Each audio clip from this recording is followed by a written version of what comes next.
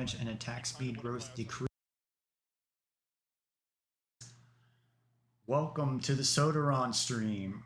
Hopefully we have a lot of the kinks ironed out now. I've spent all night trying to do this VOD review for you, and I even got who cares? On to now. This is the first time I've ever done it. I've never seen these games. So here we go. What I have planned for you and cooked up for you is I wanted to VOD review match 36 of T1 HLE versus T1. I want to make sure you read that the right way because it means who picks what. So like HLE is the home team because they get blue, even though if it was other sports it would be the other way around, but Riot wants to be different, so they do it the opposite way.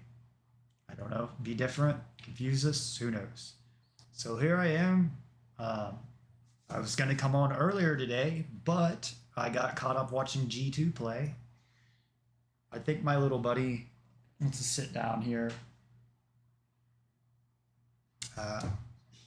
Not to blame my dog for holding me back, but he does cause me some problems that I'm trying to iron out on the stream. So there we go. I think I've got my volume finally fixed. I realized that I can't talk as loud as I was. Maybe I was annoying my dog. So maybe I've got those kinks ironed out now. My dog, I tend to be a person who talks loud, so I shouldn't have to talk too loud in the microphone. So, notes, patch notes. As I was saying, today, over in the LEC, I was happy because I saw Yike play Jungle Brand.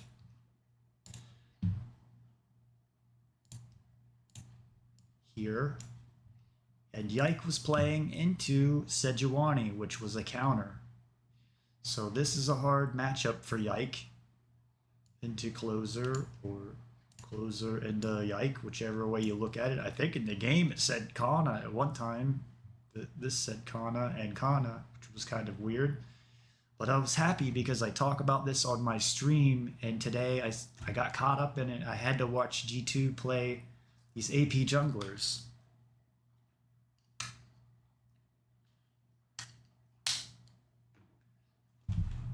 So I thought I would go through some of the highlights here and just watch. It was very neat to see Yike get to play Jungle Brand. I don't know if I missed out on him playing some Jungle Brand earlier this season. This was new to me.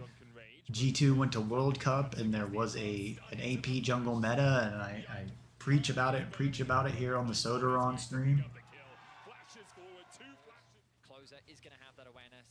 There, see, it says Kana and Kana. I don't know why it says that. But we're just looking at Yike here, watching him play Jungle Brand. Thought that was cool. There's Varus, which I have this in my notes and I talk about this.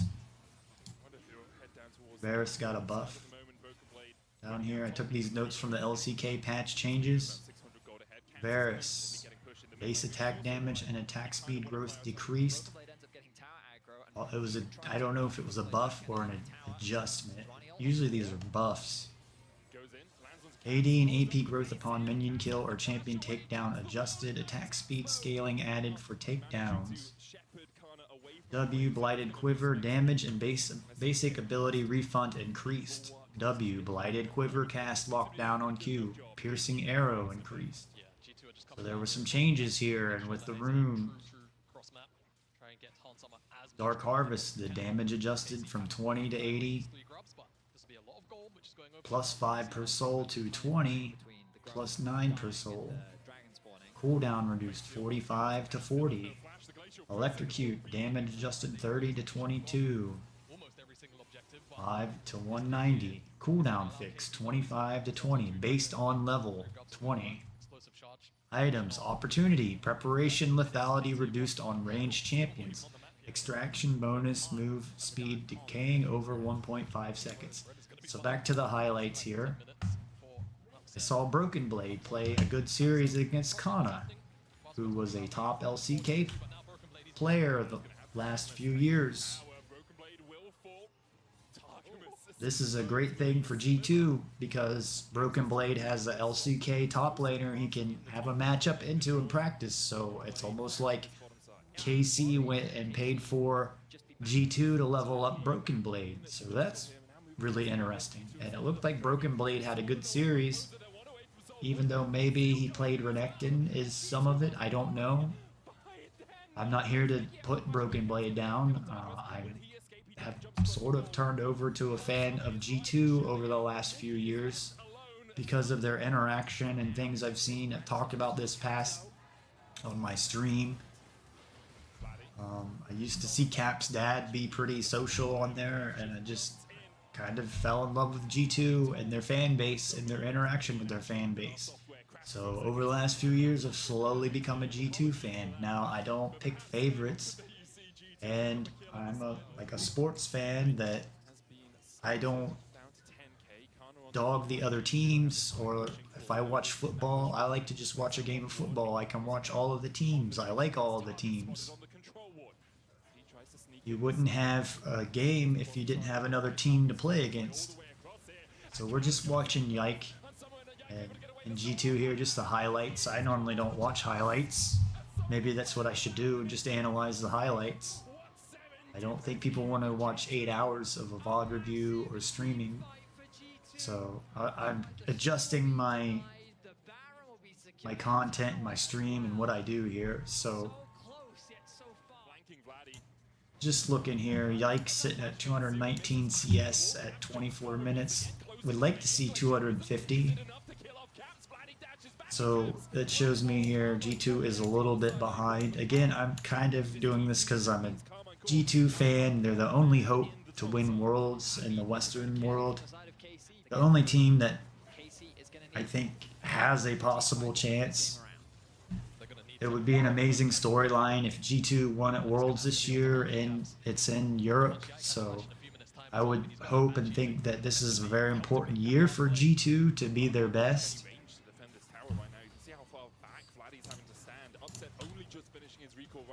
And so, looking here, this again, Closer is playing into, or Yike is playing into a counter matchup. The Sejuani, she's in my notes. I talk about she's the AP counter jungler. Yikes at 243 CS at 28 minutes. I'd like to see him at 280. I'd like to see Broken Blade at 280. I'd like to see Caps at 280. On Salma, you're doing great. Upset, you're doing a little bit too much, buddy. You're over. Upset's over. So this gold could go up here to Yone or Gragas. So I don't know. Maybe like upset's causing problems with Gragas. Or I mean Kana, that there's some farm being taken that he doesn't like. I don't know. You watch the best teams in the world and all of their lanes, and this is why they brought in the AP junglers, are at the 10 CS per minute, or 100 CS at 10 minutes, or 200 CS at 20 minutes, or 300 CS at 30 minutes. So in this matchup, Upset's ahead, where he's taken some farm away that his other carries need. It's okay if he can carry the game. So just judging from the CS numbers and highlights that I'm looking at, can see that some of the problems on KC just taking the first glance. But we're looking at the highlights here to look at Yike and Mickey X and Hansama and Caps and Broken Blade. I was trying to do this VOD review earlier today. That's what I was planning to do, and I got caught up into watching G2. And then that put my day behind, so now I'm behind on putting this VOD review out, and I gotta get it done tonight.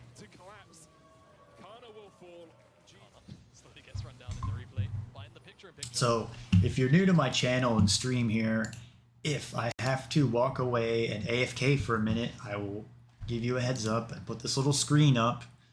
And then this allows me, when I go and post this VOD on YouTube, when I get time, I can go and edit it. I do not have a PC that's capable of video editing.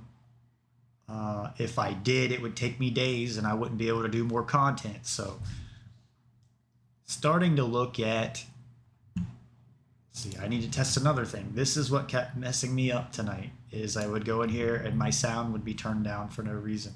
It's fine right now. But I noticed the way I was doing this, let me get the microphone here closer. I start talking and my voice starts going down, and I noticed that. So I had my microphone really far away, and when I used to do this, I had the microphone right next to me, so maybe this will be much better now. So this is something that I forgot about that I used to do in my past VODs. And so that's about where we want my voice, because once I start talking a lot, I know my voice starts to drop down about here. So something I'm working on, ironing out. See, again, thank you for giving some views out there and supporting the Sodaron channel. I appreciate it. I'm just ironing out a lot of the technical problems. That's what seems to be holding me back. I'm well aware and well assured I can do good content of what you want and need, but what holds me back is the practice from doing this and the technical stuff. So my voice is about where I want it right there. I know when I start talking it'll drop down a little bit, but I mean, I had my microphone like 2 feet back and yeah.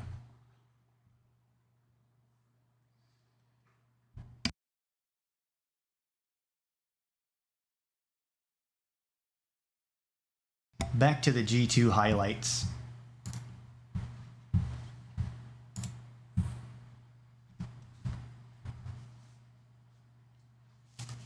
We gotta let little buddy down.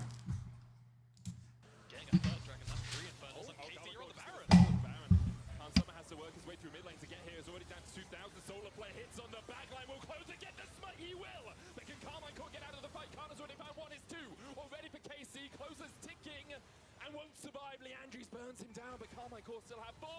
Upset looking for more. Snipes out Broken Blade. Caps will find one up towards the top side. It's Vladdy who falls. Okay. So yeah, the way I was doing it was not gonna work. So this should be much better. My voice should be much better. It should be much louder than the stuff we're listening to. Okay, so here,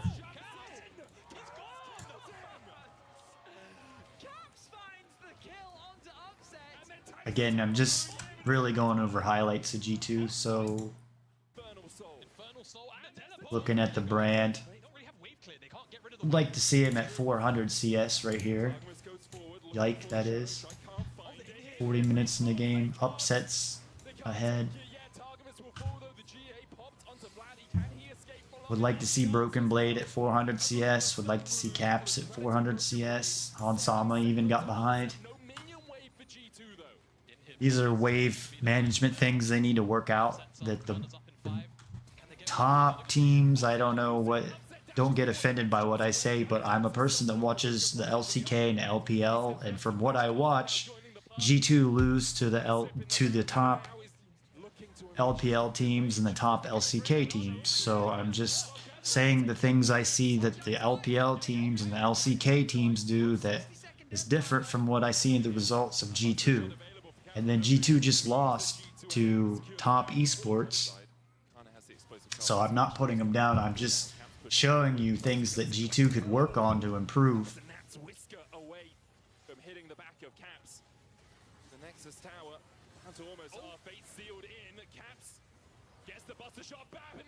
Fans get caught up in the takedowns and the excitement of the game, and then they forget or don't pay attention to the actual macro of the game. So that was game 1. I think Yike ended up like 7-3, or Broken Blade's 8-2. Broken Blade's 8-2 against or against Kana. So we've got Broken Blade playing into a top known LCK top laner that was on Damwon Kia, that was on T1, and he just had an 8-2 game. So things are looking up for you, G2 and LEC. It's kind of like, if you're G2 and looking at it, Carmine Corp paid for you to level up Broken Blade, so that's a good way to look at it. Kana's Gnar has been very scary in the past, so I personally thought in Game 2 that if G2 had any struggles in this game, it would be Gnar causing some fits for Broken Blade, but he played pretty well. I was watching it live, so I couldn't pause it and look back at coaching things or analytical things.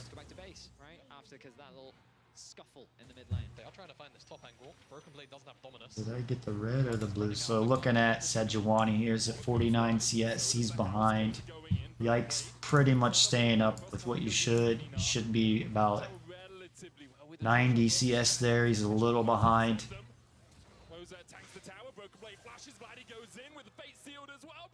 I thought that the Renekton worked very well for G2 in Game 1 and Game 2. We just saw this play where it allowed a lot of time for G2 to make plays around the map elsewhere, because the other team's spending so much time trying to take down Renekton or dive him. So, and he can stay alive for like 30 seconds or so, like in a 1 vs 2 or 1 vs 3 with his ult and flash and diving back and forth. So Renekton really seemed to work with Broken Blade, and this AP jungle setup now, will he be able to play other things? I don't know. This Cassante seems good, so it's got Cassante, Renekton.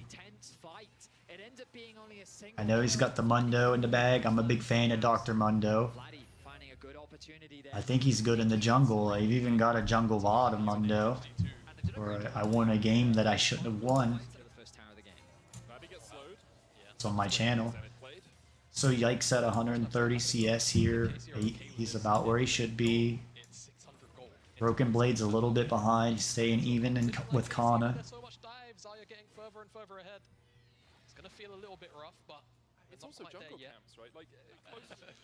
Laddie looks like he's having a really hard time here.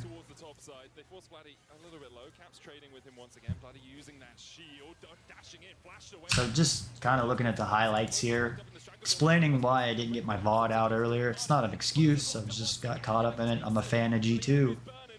I watch the LEC. I don't pick favorites. I don't like to rank or put lists. I know you all, a lot of you viewers out there do. Yike and Caps working together to take a turret out there. They got a teleport flank behind from Kana.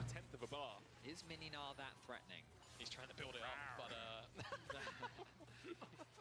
no, he is not. Okay. So Yike did a pretty clever thing there, where he spawned plants in the direction that Vladdy was traveling in. So here, Yike's sitting at 153S. Would like to see him at 180. But in this matchup, he's well ahead of closer, almost 2,000 gold at this point. Again,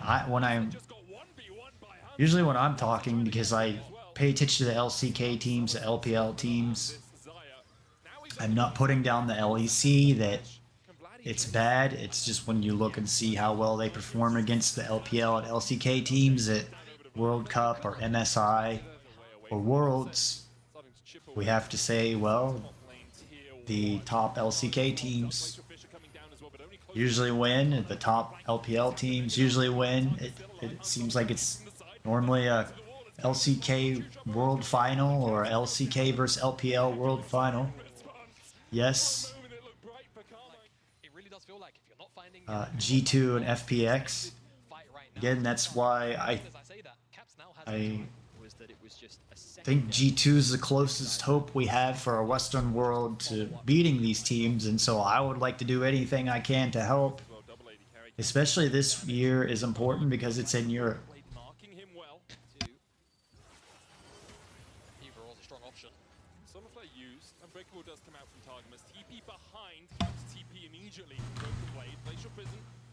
by Carmichael. I don't get the Again, I'm not like watching this replay for any knockback with the knob. super in-depth analysis. It's what I'm trying to get more into on this stream. I'm not trying to just They peel watch the VOD and kill off the knob. KC were immediately retreating. trying to give you best analysis I can. For the steal here. Vladdy has no fate steal. Goes in with a soul unbound. Caps has to flash across the back of the wall. Closer trying to get in. Mickey there with a shield of Daybreak starting time. Mickey sacrificed himself for the Take consolation turret, but now it's So Baron I've watched this. spawning in about 20 seconds. Follow-up.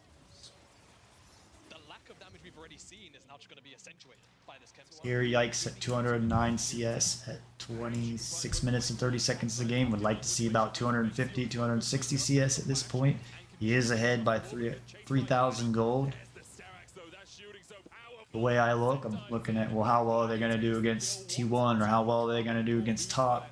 So these are the things that I'm pointing out. I'm not trying to put them down and say they didn't have a good game. Will it be more from G2 off this push? I mean, Vladdy hasn't quite secured level 16. He's very close to that level up as Broken Blade being given time closer though with a nice angle. Mickey jumps in. Glacial Prison onto Hans Summer. He cleanses away. Stranglethorn. And I just say this because I know I've been taken the wrong way by others that think I'm being a jerk or when I'm not trying to be one. Gets away. G2 though.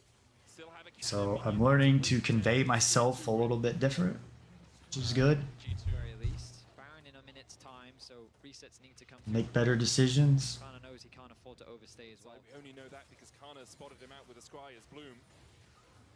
Yike and Mickey looking forward. Upset has to pop. The claims the true shot barrage. Targamas tanks it. I'd like to see what secondary rune Mickey X had. I went over this the other day about how I think most valuable support rune you can take right now is Ghost Poro or Zombie Ward, which I saw Barrel do in KT. I've got a VOD about it, DRX versus KT, and I talk about it. I discovered this. Runes.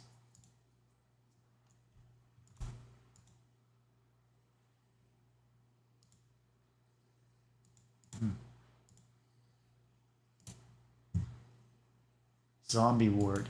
This looks very strong on a support as a secondary rune.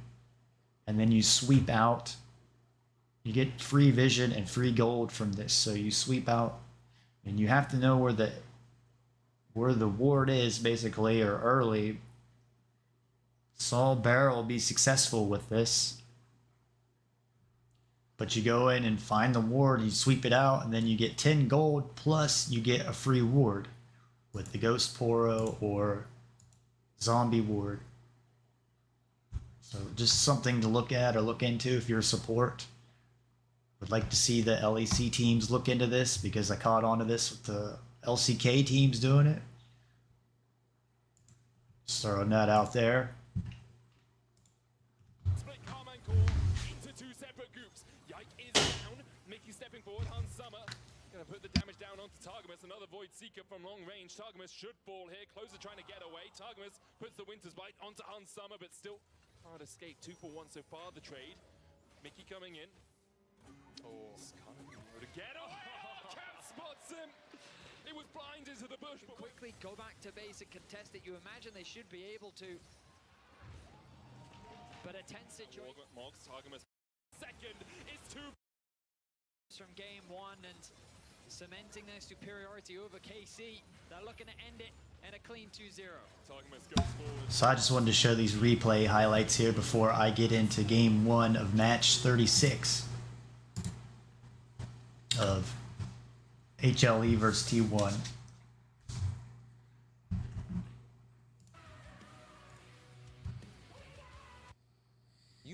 I thought this was a very important series to VOD review. I was wanting to do Fox versus KT, but I don't have the time. Here for Zayas.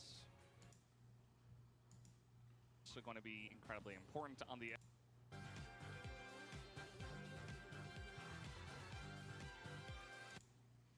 in our first series. No, I don't think it'll be ignored. I think we'll see a higher quality of drafting between the T1's jet-lagged performance. I think this is going to be the same level of T1 that we Okay, saw so on EW's I've got a notebook where I keep notes on all the matches. getting and then they fill up, and then I buy another one. introduce our coaches going head to head. As HLE Esports with side selection here in round 1, they have selected the blue side. And so I thought maybe I could start conveying it this way. There are ways to utilize red side pretty well. And I know most of you don't care about this, Teams are still picking blue side, and HLE Esports will do the same. but I can show it easier what I do. It's just how I analyze this and break this stuff down. If I was an analytical coach or a team, I do have experience doing this with a team. Prepared during that extra week. They have a really tough matchup here in T1. The Ivern you mentioned will be taken away by T1. Of these two junglers, I lean towards Peanut would be the more likely to play it, and so it's no surprise. He's also targeted with the Maokai that's banned against Peanut almost every game this season. As, you know, it's one of his best picks. Yeah, bans are just so powerful in League of Legends, competitive in general, so I am writing this all down gain so many while you're watching that. It just leaves a lot of great stuff open for the rest Probably of your easier to players. read that. Let me double check. In this round. Can you read that? Yeah. Okay. And it just makes it easier for me to comprehend the band of what's going on and retain the information, because this game gives you too much information all at once. That's going down as they took away Faker's Azir, and it looked like they were maybe going to go for a Vi first pick, grab something like a Talia. Unfortunately for them, the Vi is now gone. This does mean the Rumble for Doran is up, but Doran has been the shakiest member, in my opinion, on Hanwha so far this season. And the fact that that's not snap insta-locked does give you a little bit of pause, as Rumble has arguably been the strongest individual champion in this meta next to Tristana. And that Tristana will go over to Faker. Because once you start writing this down and seeing there's reasons why they pick this or pick that, because this pick counters that pick, or vice versa. So once you start writing down, you start realizing, well, they picked that because of this, and this will counter that champion. You don't have to like prioritize that Like, right away, because for example, T1 ban Vi and then take Sejuani, because they were thinking that Hanwha Life would pick Sejuani. Or if T1 picks Sejuani, they don't want HLE to have Vi, because Vi is a counter to Sejuani.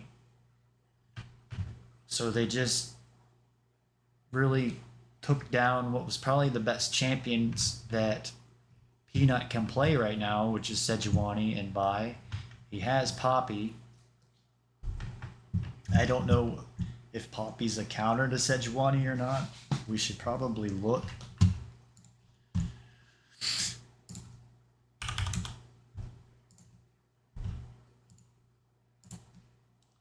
Poppy.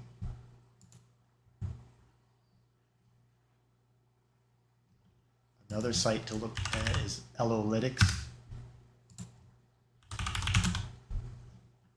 Poppy support.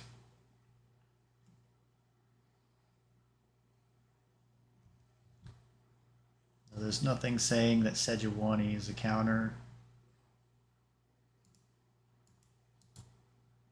Poppy has a better. Poppy wins 48% of the time, so Sejuani is 2% stronger than numbers say than into the matchup. It does mean that owner will be playing the Sejuani alongside of Tristana, which is also. And on my stream, I focus jungle and support. So I talk more about support. I mean, I talk more about jungle than most things. That's what I play in solo queue, so that's why I'm focusing on it. You get closer to my mic. And it is going to be a Poppy instead to come through here. Bit of a flex pick here, potentially. My board didn't get erased or dried all the way through.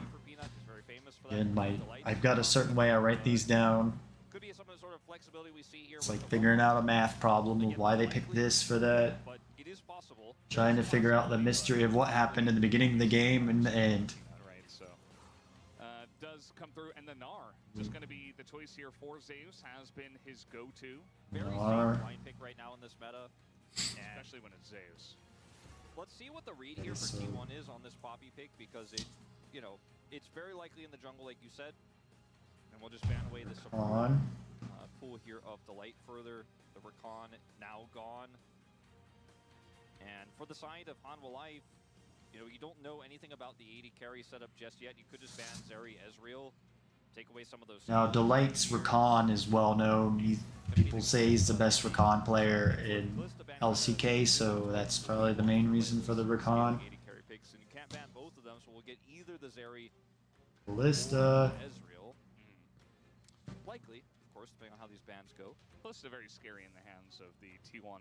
Guma seems to really like Kalista. We've seen Carrot even play Kalista as a support. I just realized that Kalista and Renata Glass, Still a very strong pick. Will be or taken Kalista and whatever support, is very strong when you have the secondary rune that's Ghost Poro or Zombie Ward running on the support. Then Kalista can also run that, and she has her W, which grants vision. Allow them to maybe play So Lucky. I don't suggest that's a really good vision bottom lane. I think this game's I do pretty much hate a lot about vision. I talk about it in my stream, viable. and I preach about it, how I've been playing Fog of War games for 25 years, back to Warcraft 2, StarCraft 1, where you're playing in the Fog of War, and one of the top players taught me when I first started playing that it's all about scouting out the enemy, getting information of your enemy before they can get information from you. The Kaisa feels pretty good. The Ziggs feels pretty good. But if you just want to fight scaling with scaling, trade Ezreal for Zeri with a Leona already banned, Senna. this feels pretty good. However, they have Nautilus. So T1 like to play Senna, but it seems like a blue side thing and not red side. Hanwha Life Esports. Yeah, it feels like a no-brainer, I would say, to pick up that Nautilus. What are they going to go with it, is the question. Ezreal will come through. Feels like Ezreal Nautilus, not the most insane lane, but, you know, Ezreal is strong, and they could go for something else. They could otherwise go Ezreal Karma that we're not seeing. This Reller Alistair. Alistar. This is a great setup for Engage. See, Leona was banned, so they took the Alistar. Guess that's the second best pick there, or Braum. To kind of crush you early, even with Ezreal's power. Lulu, level now. Zeri, It's a and pretty Lulu. easy rotation here for Keria. Has great follow-up for the Sejuani. Can help the Tristana be a big hyper carry later on. I was talking, so did they pick? Okay, they picked the Lulu last. Reller Alistair, another Pen's kind of running out. Normally I write it on the paper, but You're going to play into the Lulu if you lock this one, and that was Micah drawing it bigger so you can read. The Lulu's going to See what I'm doing down here. with Ezreal's power level right now. It's a pretty easy rotation here for Keria. Has great follow-up for the Sejuani. That'll probably fall Be over. a big hyper carry later on as well. Allow her to kind of go forward. Guarantee she Yeah, what do I know? kind of be used as an engage tool with Need to listen to yourself more, Sodaron. The alternative, I think you could have played Karma to try to push in. Could have played the Nautilus. Again, not doesn't feel like a great lane, but great for locking down the Zeri. They end up going for the Okay, so I think there was some consideration of I maybe don't like the Ignite setup, you know, with the Renata maybe, but top lane thing. so volatile, that type of play. Voice is starting to kill me where I've streamed for 2 weeks and realized I can't talk really loud for a long period of time. So slowly learning. So they opt into the Ezreal. So we are going to have that scaling battle. This draft, finally for the first time, a refreshing draft today. Doesn't feel like it is extremely lopsided one way. They come out time around. So we're ready. Let's jump onto the ring. So again, heads up on the Sodaron channel here. If I have to AFK or go away or take a break, I'm the one funding this channel. I do all the work, so I can only do so much work at one time. I'm also slowly realizing that because I was trying to do too much at once. It doesn't work that way. So if I need to give you a heads up or I need to AFK, like at the end of this game, I'll have to AFK 10 or 15 minutes. It's getting to where I need to eat food again, so somewhere throughout this VOD review, I'll have to eat food. Probably where I need to record it and then edit it down and then stream it, but I don't have a computer that's really capable of this right now. It would take 2 or 3 days for my current PC to edit all this. So the way I have to do it right now, I got to do it on Twitch, and then I put it on YouTube, and I'm seeing that I can video edit on YouTube, and it's pretty easy. So I'm seeing I can edit this out. So this is somewhat sort of a marker for me, so I can go back and edit later on, and a heads up for you. So it's real easy if you're watching this. I'm watching this just to kind of see my volume. I really need a second monitor. I'm already seeing that I may need to order one very soon. So I could pull this audio mixer over to a separate screen and like Twitch chat or whatever, the controls, and then you don't have to see this, or I can pull this whole thing over to a second screen and you never even have to see this. So I'm seeing I need that if I want to do this seriously. So that's something I'm thinking about. I don't really have the funds right now, but go figure.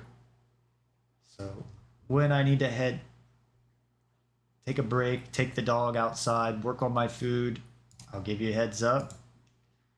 I'll be honest with you, I started this at 9 o'clock p.m. and have had that much trouble. I got into 3 hours of it and then realized my microphone was down to, like, the microphone setting got turned down for no reason. I did update OBS, and I don't know if maybe that has something to do with it. So I know I need to really pay attention to this.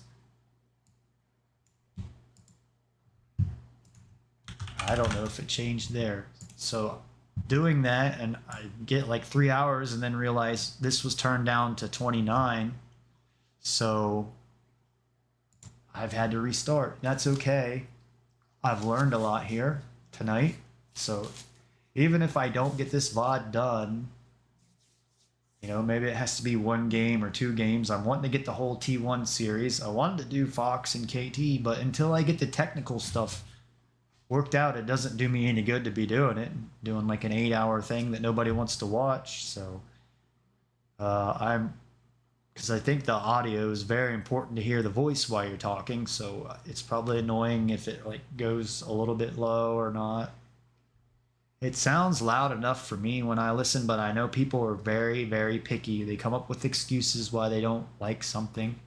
So until it's perfect, they won't watch. For game at number 1.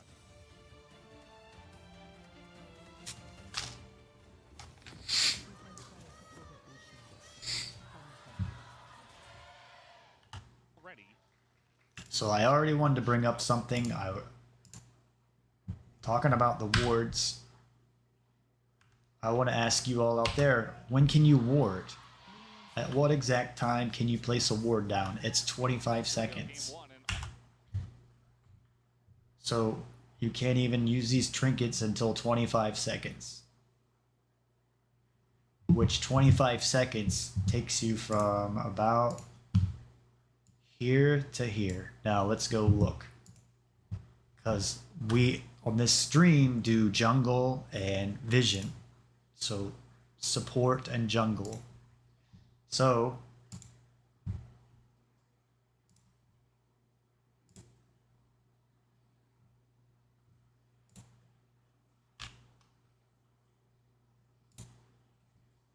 I think I had to turn the sound off earlier. Sound. Enable sound, because it was making a little bit of a sound. So when can you use the jungle or the warding trinkets? How many of you even know that? Or even thought about that? How soon can you ward? Most people I see in solo queue don't even come out till about 1 minute 30 seconds and come away from an AFK.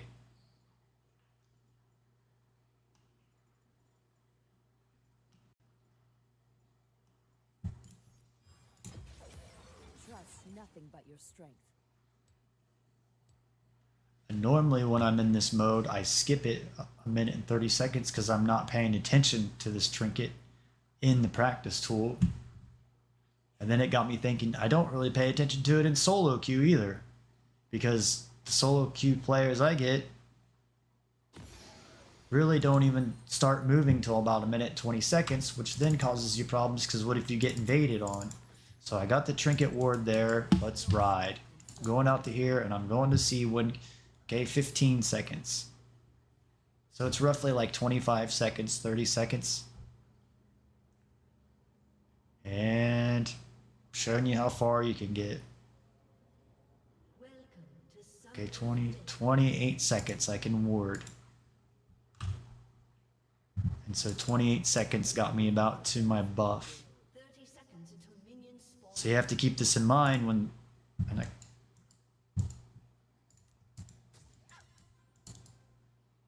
it's got about a 2 minute 15-second cooldown till you can use it again. So these are things that I gotta pay attention to and add up and show you all here on the stream.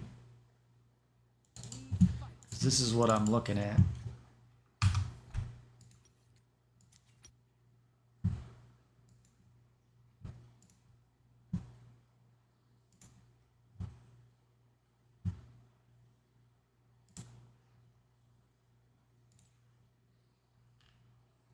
It's not the right one. There we go. Okay. How's my volume level doing? Yeah, see my voice slowly going down. Ooh, as I talk.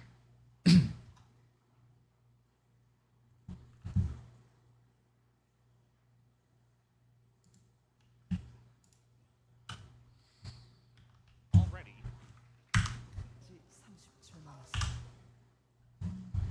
If I could just let's check this out here. I could, since I'm not playing the game, I don't need it set up like I'm playing the game. Okay. Let me see how that is.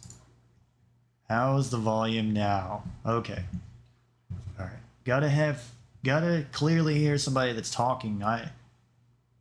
I'm really picky with that.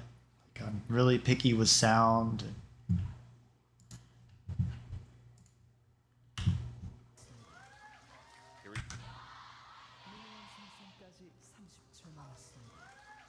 That's why, so I've done like 2 weeks of streaming and then I had my mic like 2 feet back and the sound's wrong, and I realized that I wouldn't listen to that.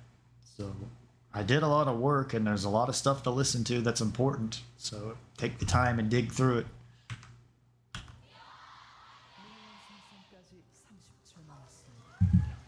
Here we go, game one, and already. Okay, so first glance looking at Peanut's got a sweeper lens. Again, you can't use it till 25, 30 seconds. Carrie's got a sweeper lens. Can't use it till 25 or 30 seconds. These don't do you any good, though, if you can't find where the ward is you're looking for. So, first glance at this.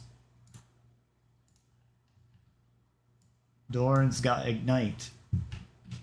Zeus has Teleport. This tells me that you see HLE, all 5 of them up here, they're investing heavily to keep Doran safe and get this lane phase against Gnar rolling, or super heavy, or snowballing, or whatever you want to call it. So it tells me that HLE are going to put a lot of pressure top.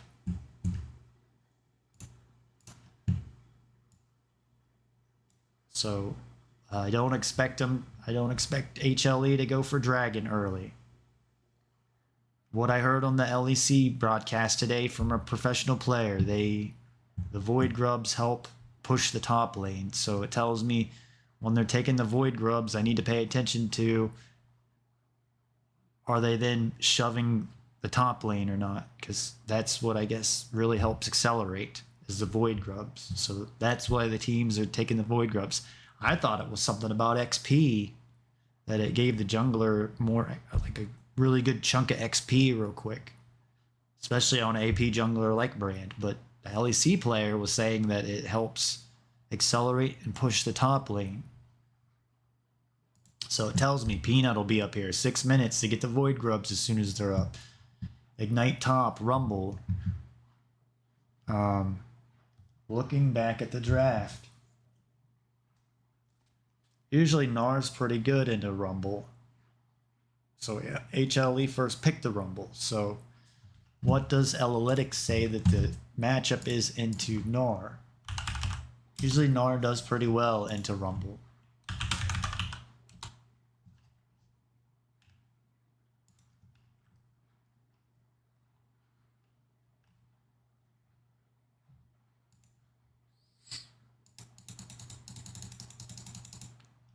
Nar has a 51% win over Rumble, so Nar's the Rumble counter. Oh no, Rumble wins. I misread that. Rumble wins against Nar 51% of the time, so Rumble is the Nar counter. So this is more of like a skill matchup here. Zeus is out countered. Zeus is counter picked, sorry. So tough matchup. So again, even more reason for Peanut to apply pressure top lane. So tells me that Poppy will be up top a lot ganking. So T1. They're hanging out here in the bottom part of HLE's jungle. But HLE's totally investing their whole team, their wards, everything, for this Rumble up top, so he has a good matchup. Zeus going to be pushed out of the Tri-Brush as they are looking for a level 1. And so there's the ward. It took all 5 members of HLE up here to get this ward. That might put Viper and Delight behind.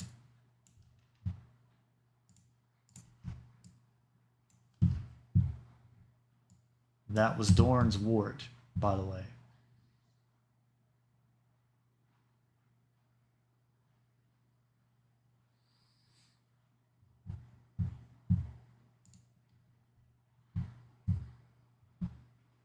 I don't know if T1 have vision on this or not. I think that Nar got some vision there. One here pushed out of the Did Nar see them? game 1 and Yeah. already. Here we go, game 1. I'm guessing Nar saw them. So T1 know that all HLE's up here. Zeus going to be pushed out of the Tri-Brush. I'm hoping Zeus or thinking Zeus saw all 5 of them, but we don't know because Riot doesn't show us. So I think they take away that first 30 seconds just so you don't see this stuff. That's why I'm pointing it out.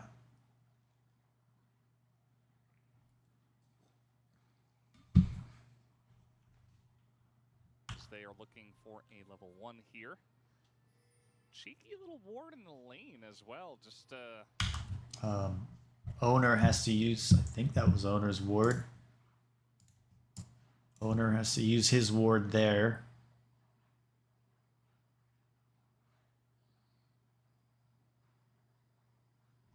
So interested to see what T1 do right here. try to get a good sense of maybe if a lane swap is going to come or anything like that. Yeah, really pretty cool to see that with how popular lane swaps were at EWC and the shenanigans we've seen with So there again, T1 spot out Zeka and Doran. I think they know Viper and Delight are up here. one in particular. Get another really deep ward. Now that's a good starting ward there. That's about as deep as you can get it. Whose ward was that? That was Delight's ward. Okay, so now Delight is gonna recall, go back home. Delight's gonna go back home and switch out this for a sweeper lens, which Carrier already has one. This will be missed. This ward, it looks like, by Peanut. So that one is going to... This is where Peanut had the sweeper lens, and he didn't get anything for it, so it was probably a big waste that they could have had another ward early on to help, like maybe mid lane or help bottom lane. to full vision here. And we'll see the Ezreal head back down to bottom lane. You can see the light is already on his way there. So Pings owner's down forced in the to mid start lane in as his he is seen. bottom jungle there. And you know what? High value. Peanut's gonna take We'll be the able to see Raptor Peanut camp. starting the Raptors here. So he tried to clear, but it's a pretty common ward location for the blue side to drop that one down, but not necessarily the red side, and he does miss it. But this is some value information here as well. That we'll be able to see owner's timing when he comes over. Okay, looking at the runes. Spawn. Again, I caught on to something with Barrel on KT where he takes the zombie or ghost Poro, and I think I saw one with Pyosek where he had it too, and he just had superior vision the entire game, and it started making sense to me how good it is with a sweeping lens, and then you sweep out a ward and then get a free ward in its place. Really valuable. Meanwhile, in the bottom lane, Guma and Very valuable. I think it's early gotta be one of the best runes you can have on a support or a jungler. on the Ezreal, who can So sometimes just carry lanes by himself. Peanut, very famous Peanut bot up here player. taking their red buff. Entire meta where he was like, no, Poppy's great. So He just dove bot over and over. HLE start with this jungle. Now Faker's gonna jump into Zeka, and he might just die here. Forced. Would do it. He's got a flash early. Forced owner to start down on his bottom side jungle. Usually the red buff, or I mean the red buff, the red side of the jungle seems to be a better starting spot for the junglers right now in whatever meta we're in. Most of the jungle champions seem to clear the Raptors, the Krugs, and the Elder buff faster than the Wolves, the Gromp, and the Ancient Golem. The Gromp seems to give you some trouble. And that's not the first time Faker has dealt with that trade. Yeah. Zayas having this good ward here, great ward spot if you're a top laner. Solo queue early, 2 minutes and 25 seconds. It allowed him to see Peanut taking their Krugs. He might have been shoved out of lane here as well because of the Rumble and the Ignite. Surprised Zeka didn't go for the flash himself, but just wanted to get. Now, Sejuani's going to be spotted right here because there's a ward. So now, now HLE is going to know that T1's coming over here. Guarantee that he gets the advantage there, and Faker be on the losing edge of both. I think this is something where owner would have been better to go down this way, get this stuff and protect Guma and Karya. Both sides of this matchup, fortunately for him now, and see owner come over here. He knew that Peanut was in the vicinity, and trying to now break this setup here by Zeka in the mid lane. And Peanut is not here. Just gonna. I didn't talk about it earlier, but it played out. But HLE got the flash out of Faker. So one reason why you see owner coming in here trying to shove Zeka out. He just brought pressure down here for Faker. He doesn't have any jungle camps there. Probably not a good idea to go in there because Rumble's shoved Claire up here, so I would think you need down here on this side of the map to protect Karya and Gumayushi. Apply pressure on this turret. That'd be a push away. Yeah. Owner. Now they Knew that the they spot him on the ward there, taking the Raptor camp. HLE, that is. They got a ward sitting on the Elder camp too. The bottom lane state, they're not going to try to challenge this by any means. So. No, and he had the ward on the blue side Raptors. He had the blue buff or the red buff warded on blue side as well. So full information to T1. Lots of value. Now Peanut's hanging out up here at the top side. Again, I was talking about it earlier. I think it's because the Rumble and they're gonna get the Void Grubs as soon as they spawn. So he's. It is crazy. They decide, or they. I need to get better at this. HLE decide to just let their bottom lane go. That they're confident they'll be all right on their own, so he's not gonna babysit them. He's babysitting Doran in this game. So Zeus wastes his teleport, I think, right here and gets dove. So Zeus loses his teleport and his flash and his life. Cost Doran his ignite flash. Got some stuff going on in the middle here, just a battle of LCK mid laners. Who did go ignite, of course, but it is very frustrating, the situation here for Zeus, who will lose a significant amount of farm. He's already down 15 CS. Now, Zeka has this ward right here, so it allows him to play aggressive. Jumps away at the exact right moment, and Zeka will be punished by Owner, who does take him down. At least is able to Zeka loses his flash in that trade. Yeah, nothing personal, kid. Faker with the calculation. This time Owner put a pretty cool ward right there. does exactly the amount of damage he needs to do, and then gets out. And so also lose their teleport. Worth, and this is after the teleport. Peanut is here, so can just instantly force the flash because he has steadfast presence. Zeus will still get the hop off, but it doesn't matter. Doran will take him out regardless, and then Zeka here, just a bit too far forward, looks for the all-in onto Faker because, as you mentioned, there's really nothing else. Well, quite significant, could change the tide of this matchup. You know, there was definitely a way. Okay. So Peanut's down in his bottom side jungle. I figured he'd be up around top.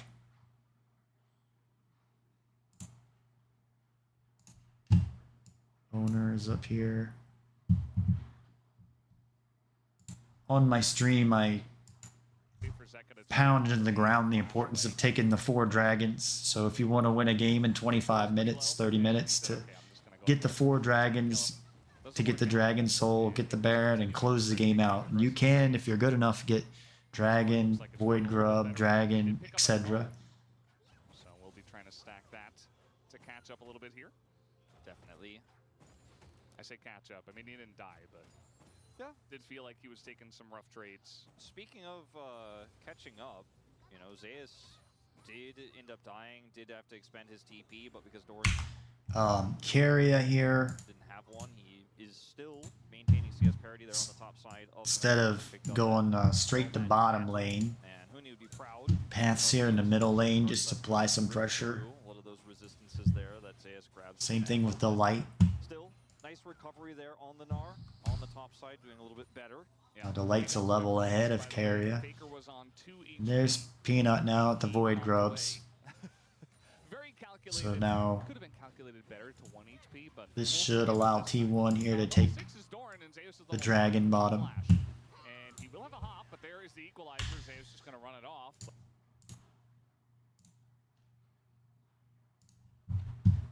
So Doran's flash, ignite down, and their teleports are down, so they can't do anything about the dragon bottom.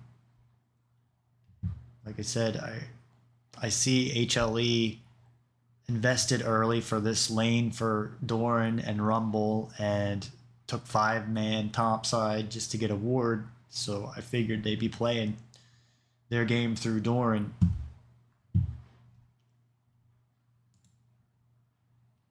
But man, Rumble is having a good time. He really is. That's just going to be the tempo equalizer. And he said, you may have equalized the lane, but equalize this. Zeus' teleport is down, his flash is down, Owner's flash is down, Faker's flash, Faker's teleport is down. Stop the back there. And that's going to be plate gold going over the Rumble at this point in the game. He has an 850 gold lead from that kill. And T1 got the dragon. up here. Rumble, shockingly, you know, you and I were talking about this before the show a little bit. Shockingly, very low win rate at 60%. I actually expected much higher. I thought maybe he was surfing around 80. It's a pretty low win rate for So how Nar's behind, starting to get behind. is caught. He is caught, and CS number. Rumble immediately pulling off the lane. He's not going to continue on that one, but here comes Faker once again, trying to take a trade onto Zeka, just going to push him away. I don't think there's anything really analytical to look at that. Just some cool shot. As meanwhile, down in the bottom, Carrier down here trying to sweep out the vision. Shield throws out the Zerial just to push them He away. didn't find anything. Keria continues to pressure into Viper. That's another extendo beam, but have they pressured too far? I don't know why they're not taking the zombie ward Ghost Poro thing. Maybe waiting for his cooldowns to come up here as he continues. Nope, just gonna go straight into that one, but maybe a bit too far as tons of damage coming out for Guma and Keria. Let me look at that again. Who got baited?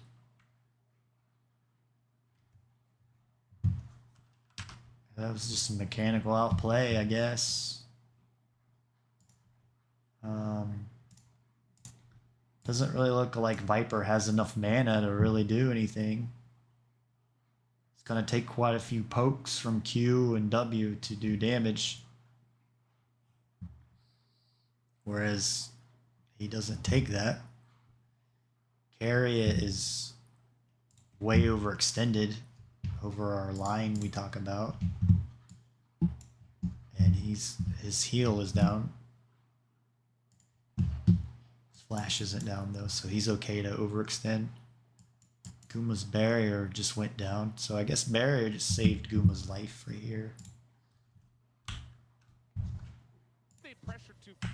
Continues onto Guma, gets a Looking where Guma used his barrier. Okay, Guma uses his barrier here. combo onto Guma, gets a big shield, throws Looks like it saved his life. Zerial He goes really low. as Keria continues to pressure into Viper. So who got outplayed is what I'm saying. Did Guma outplay Viper, or so it looks like Viper miscalculated this. Got the Zerial just to push them away. As Keria continues to pressure into Viper. That's another extendo beam, but have they pressured too far to light? Maybe if that W hit Guma, he would have been a goner.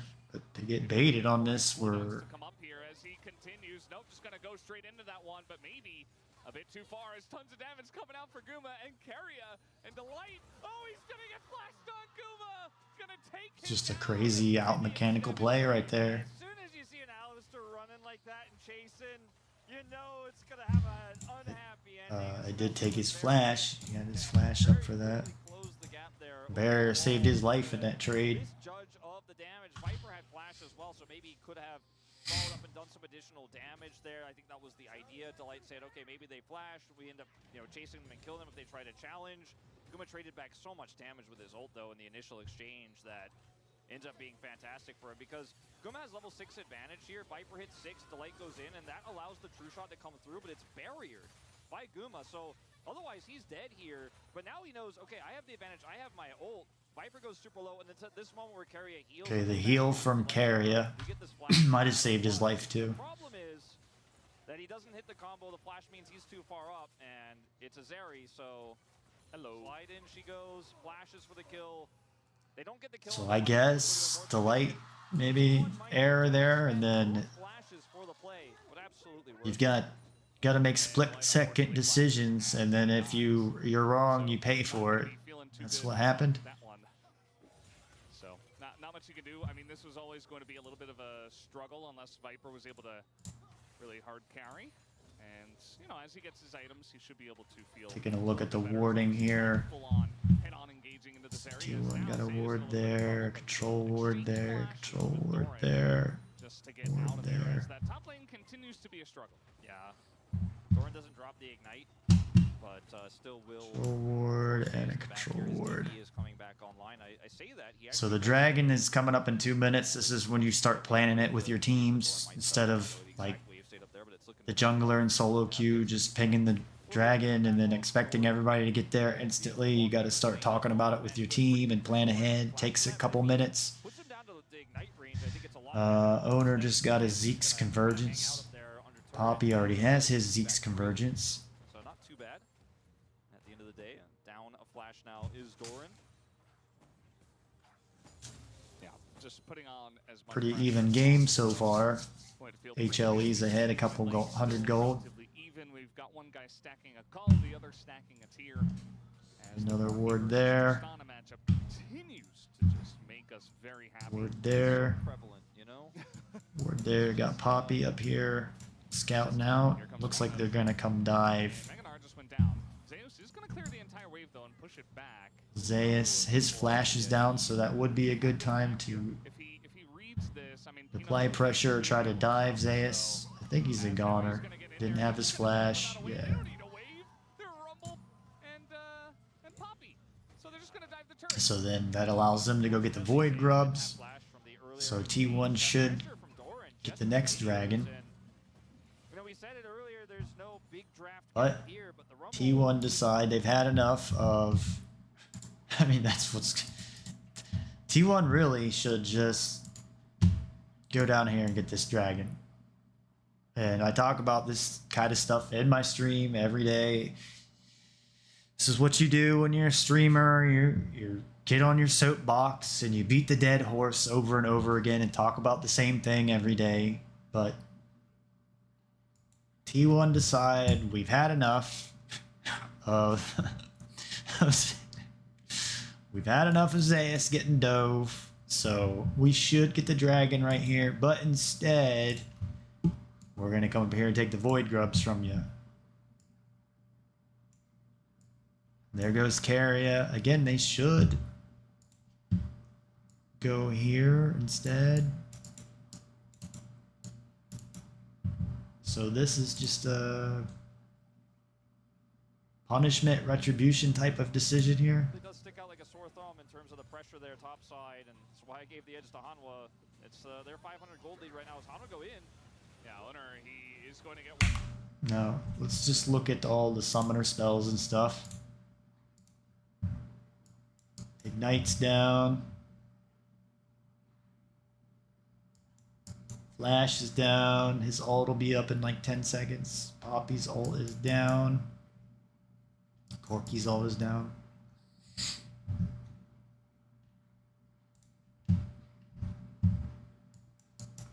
Zeus just used his teleport. His flash is down.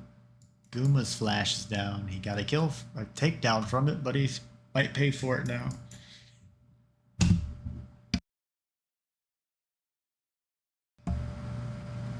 So Owner comes over here and retribution for diving Zeus 2 times. Instead of taking the dragon, they take the Void Grub when they should just take the dragon.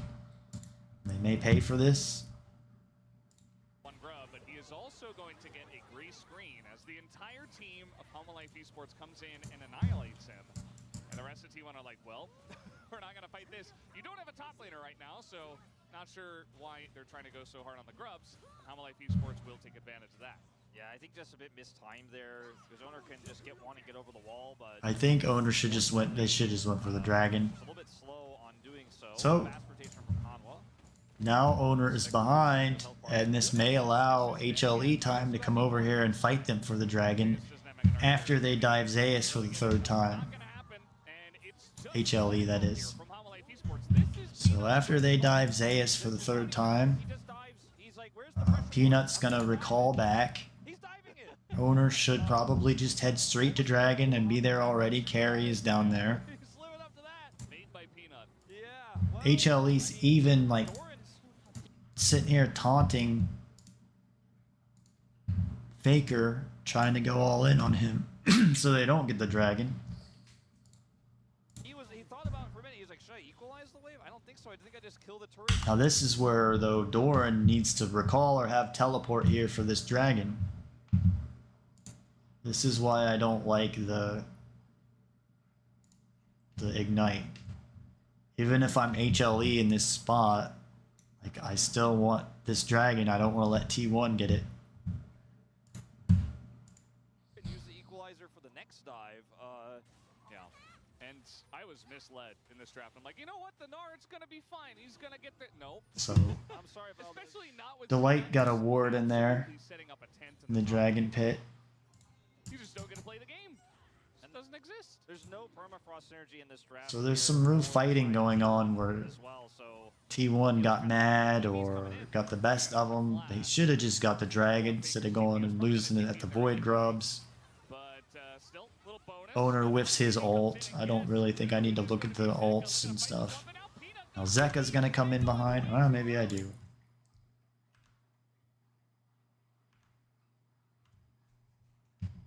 So this also is like Zeus needs to be down here right now, and he's not. He doesn't have his teleport. He's forced to get this wave that Doran shoved in. Doran must be on his way to Dragon area now, but it really should have been where Zayas just went straight to Dragon and he came up to collect this wave. Anyway, I mean, even the best teams in the world make mistakes. So, like I just showed you, like T1 shouldn't have made those mistakes, and they let their anger and stuff get to them. His ult is down.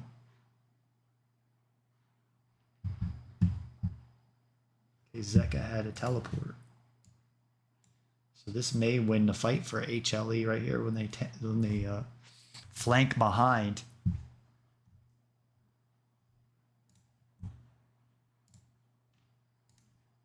The lights ignite is down. Viper's ult is down.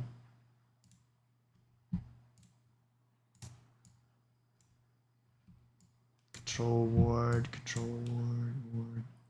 Okay. So Rumble and Gnar are missing for this. the TP comes in, and guess who? It is going to be Zeka looking to fight this one, but now Peanut goes too deep. They go in way too early. As a kill already going to go over to the Zeri. I didn't point out that Viper was behind the wall. Coming in, and Zeka doing a bit of damage. Also, the Ezreal and its chase. They get Guma's ult, they get Faker's ult. HLE, that is. Yeah, he might need to check the game version. There's no package for this TP play. Faker's teleport is down. Zayas' teleport. They lose the dragon, he loses his TP for the aggressive play that ends up not paying off. And T1 will end up winning out big on this exchange. And they're able to utilize the fact that Doran doesn't have TP, is not going to be able to come into these team fights, and they want to take these dragons early. So Doran's up top collecting the wave that Nard is shoved forward. This Rumble, they took out the turret, but they haven't been able to otherwise utilize that power level in a team fight. It's just going to be beating up on a Gnar, the orange buff situation.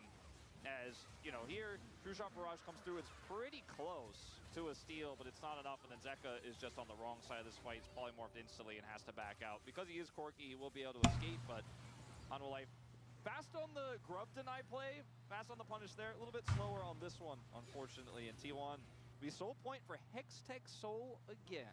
Yeah. Hextech Soul coming out. Alright, so Very nice mechanical. Hanwha Life are over here getting the Rift Herald. Make sure they absolutely 100%. So it looks like T1's investing all in to take this bottom turret down. T1 loses the Rift Herald, but get a T1 turret. So not a bad trade.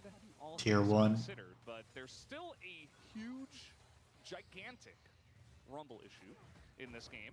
Peanut's doing what I would like a jungler to do, is getting the enemy farm, trying to steal farm from the enemy, put them out. Now they're even, Poppy and Sejuani. Like, how did the Rumble get that fed? Yeah, exactly. Where you see him in the first team fight, you're like, what the hell? Yeah, These guys. Doran's starting to get really far ahead of Gnar here.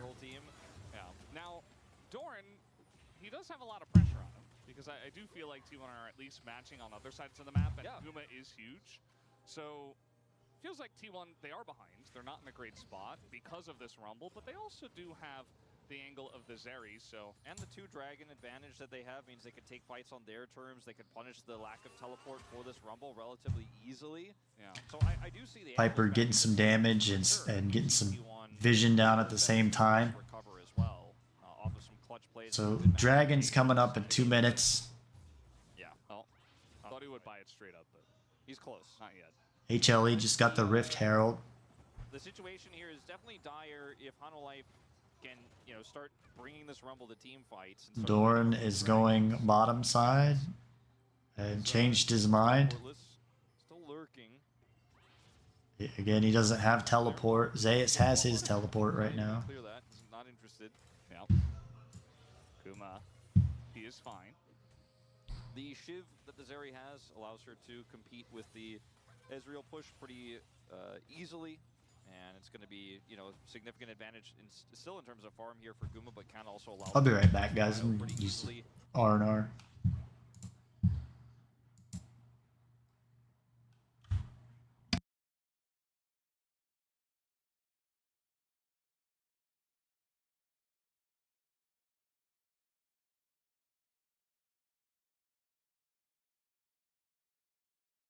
First bomb worth of.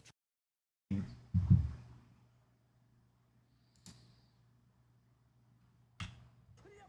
I think one of the big issues for the composition here. Doran down bottom, collecting that wave.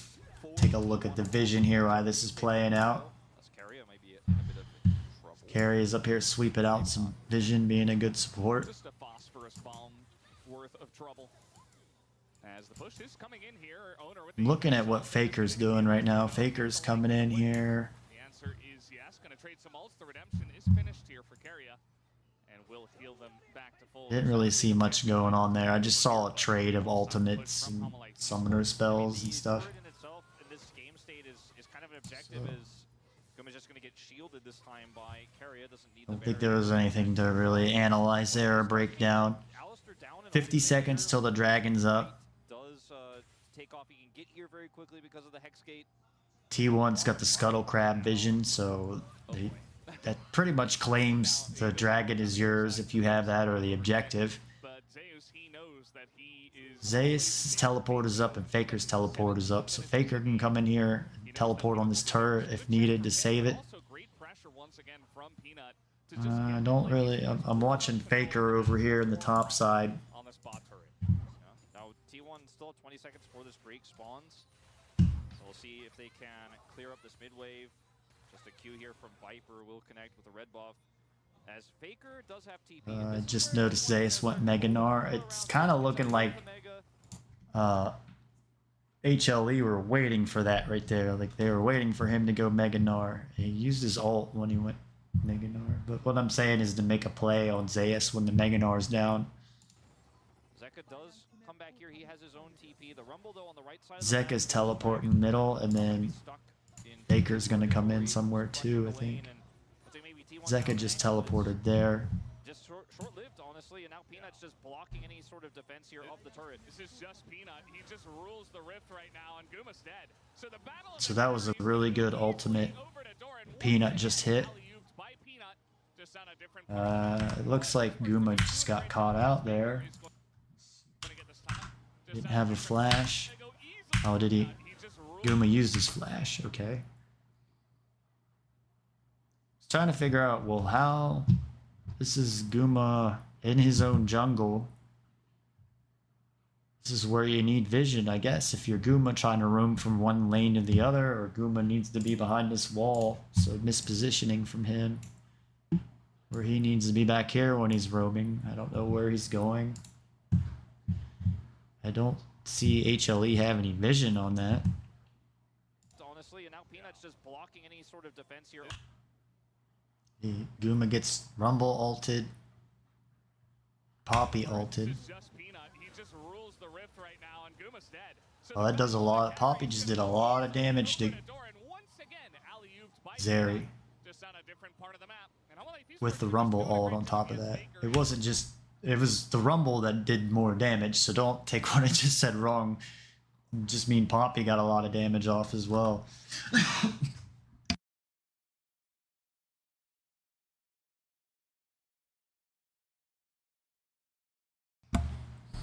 So Doran's Ignite is down.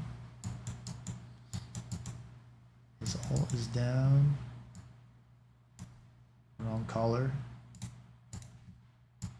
Doran's Ignite is down. Poppy's ult. Guma's flash.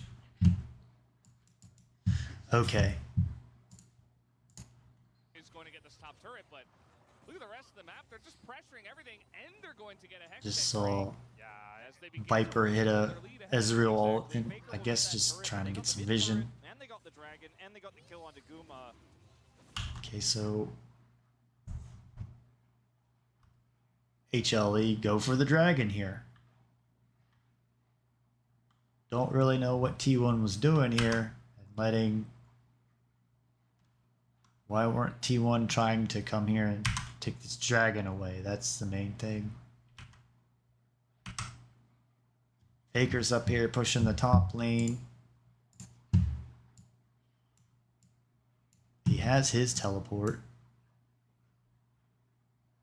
Carry is going back to base. Guess this is just like a breakdown of miscommunication with T1 where they're irritated or something. Alley-ooped by Peanut. Just I on a don't know different why they're corner. not down at the dragon. Just doing a great They've got their ults. You got, I mean, Megan or Gnar has his ult down. I know I just talked about why they got the Mega Gnar out and the ult out. I guess that's why they're doing dragon. turret, but look at the rest of the map. They're just pressuring everything. And I guess T1 think that they can't go down and do anything about it, so Exactly. Faker will get that turret, but they got the mid turret, and they got the dragon, and they got the kill onto Guma. guess T1 think that they're not taking the dragon here. T1 not a trade you're looking for, as now they can just put Rumble back in the top lane.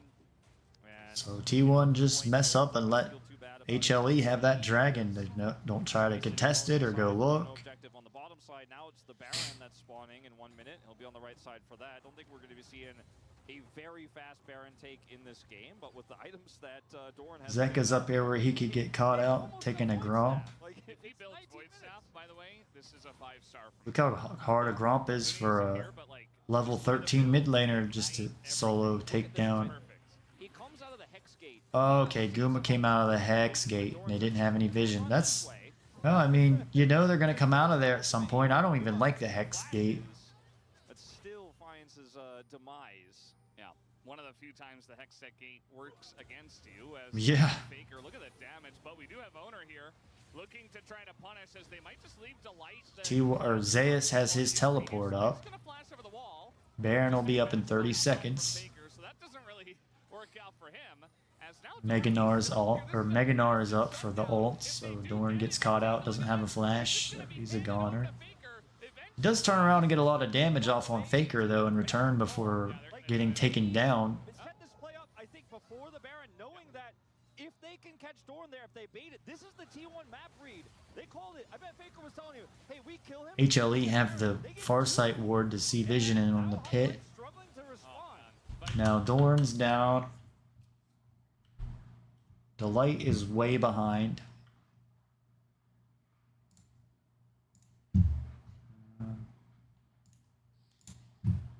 Delight is way behind here.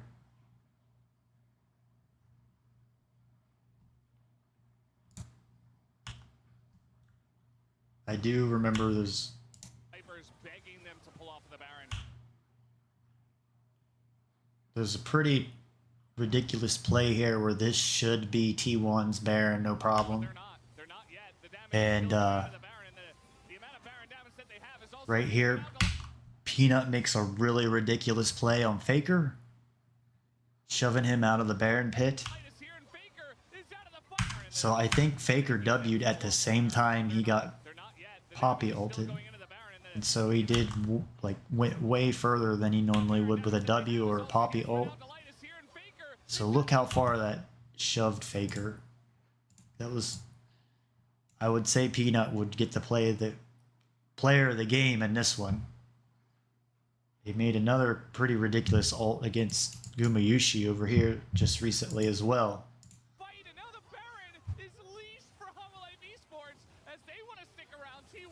That's not the only reason, but that was a really big play that Peanut just made with Poppy, and Delight was right there too.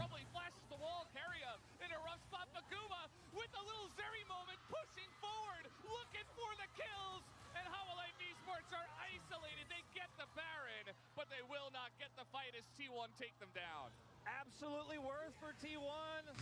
And that call to go top side there and to set up, that's the kind of angle I was talking about. So not really much there, and I also start saying on my stream and talk about this that I think players, solo queue players, need more help in the first 20 minutes. Once players can get 3 items or so, players seem to know how to carry. After that, it's just getting the 2 or 3 items.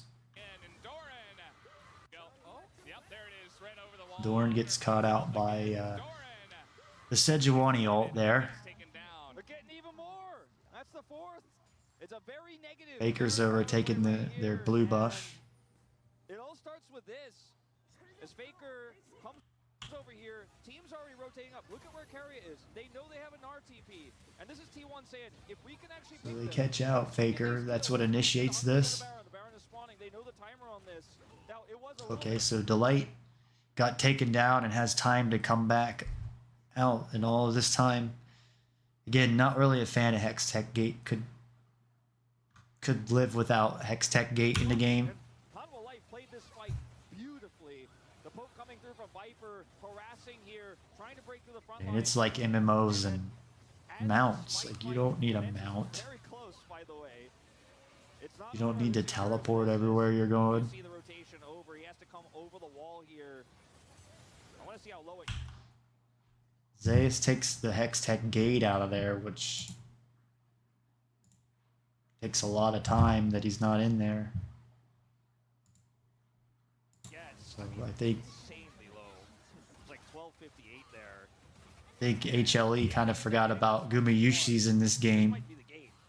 They do not get it. Hanwha will have the Baron defensively here, but they lose the ensuing fight.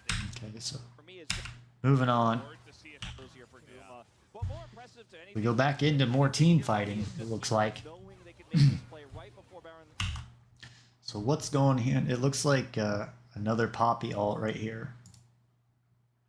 Just looking at this picture before the team fight, trying to break down some analysis. Now, one thing is Zeus is not going to be here because he's top lane and his teleport is down.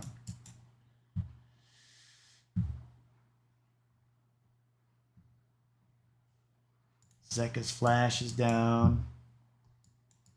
The Light's ignite is down. Spawns at the top side. Yeah, I think they had a ward to see it happen, and then they just set it up beautifully. And now Delight in a bit of an issue, but Faker as well going to be isolated, taken down by the ult of Peanut, and a little bit of help from Viper.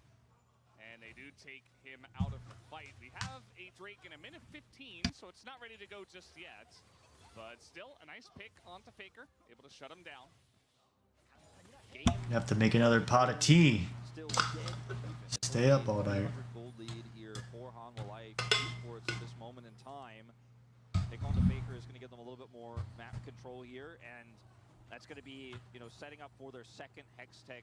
I'm trying to just do a 3-hour stream. I don't want to do an 8-hour one tonight, so I was trying to get over these games quickly. Maybe I won't spend as much time on them. Turn here from Doran's on the bottom part. T1, I think, eyes bigger than the stomach. A little bit on that fight, but it was very close. Okay, so HLE are ahead.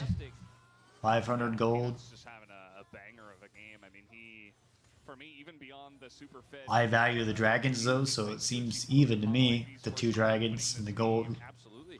I mean, we'll have to see how the rest of the game does develop, but man, he's had a really strong game. I mean, his ult as well on the Baron look at the- almost turned that around. Let's look at the vision here while they're doing the dragon. Where, you know, Hanwha Life ended up winning the fight. Yeah.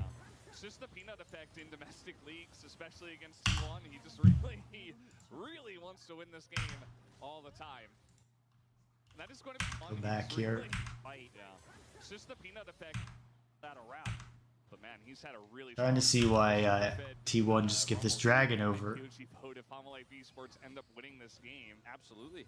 I mean, we'll have to see how the rest of the game does develop, but man, he's had a really strong game. I mean, his ult as well on the Baron. Baker's recalling here. So I don't know if this is miscommunication on Faker's part, where he wants to go back and get his 3rd item here, and he's got teleport.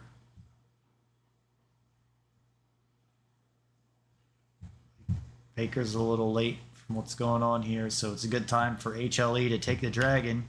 Around to where, you know, Hanwha Life ended up winning the fight. Yeah. It's just the Peanut effect in domestic leagues, especially against T1. He just really wants to win this game. There's nothing. And that is going to be the second Hex Tech Drake. They're going to have to trade their top inner here. As T1 Oh, okay. Faker teleported to that Only top. one rub on this Tristana, but it is going to still be enough to take. I don't know why they didn't go for the dragon. Get the money, Hanwha get the objective. It's a 2 dragon apiece situation here. It's not like this was sole point for Hanwha. It's a 2 dragon apiece. Why did T1 do that? It's gonna still be a good group for that. That is going to be the second. He just on the Baron almost turned that. develop. For me, even beyond the super fed Rumble, he would be my POG vote if Hanwha Life Esports end up winning this game. Absolutely. I mean, we'll have to see how the rest of the game does develop, but man, he's had a really strong game. I mean, his ult as well on the Baron almost turned that around to where, you know, Honorable Life ended up winning the fight. Yeah. It's just the peanut effect in domestic leagues, especially against T1. He just really... Faker recalled there. What did Faker pick up? He's had a really strong game. I mean, his ult as well on the Baron almost turned that around to where, you know, Honorable Life ended up winning the fight. Yeah. It's just the peanut effect in domestic leagues, especially against T1. He just really... I think there was just a miscommunication there, or all the time. an item backing or something, or not wanting to team fight yet until Faker gets his third item. I'm guessing that's what it is. Like, Faker's not confident to team fight here, so he goes and gets more gold here from the turret. Would say, is he gonna be on 3 items when he backs?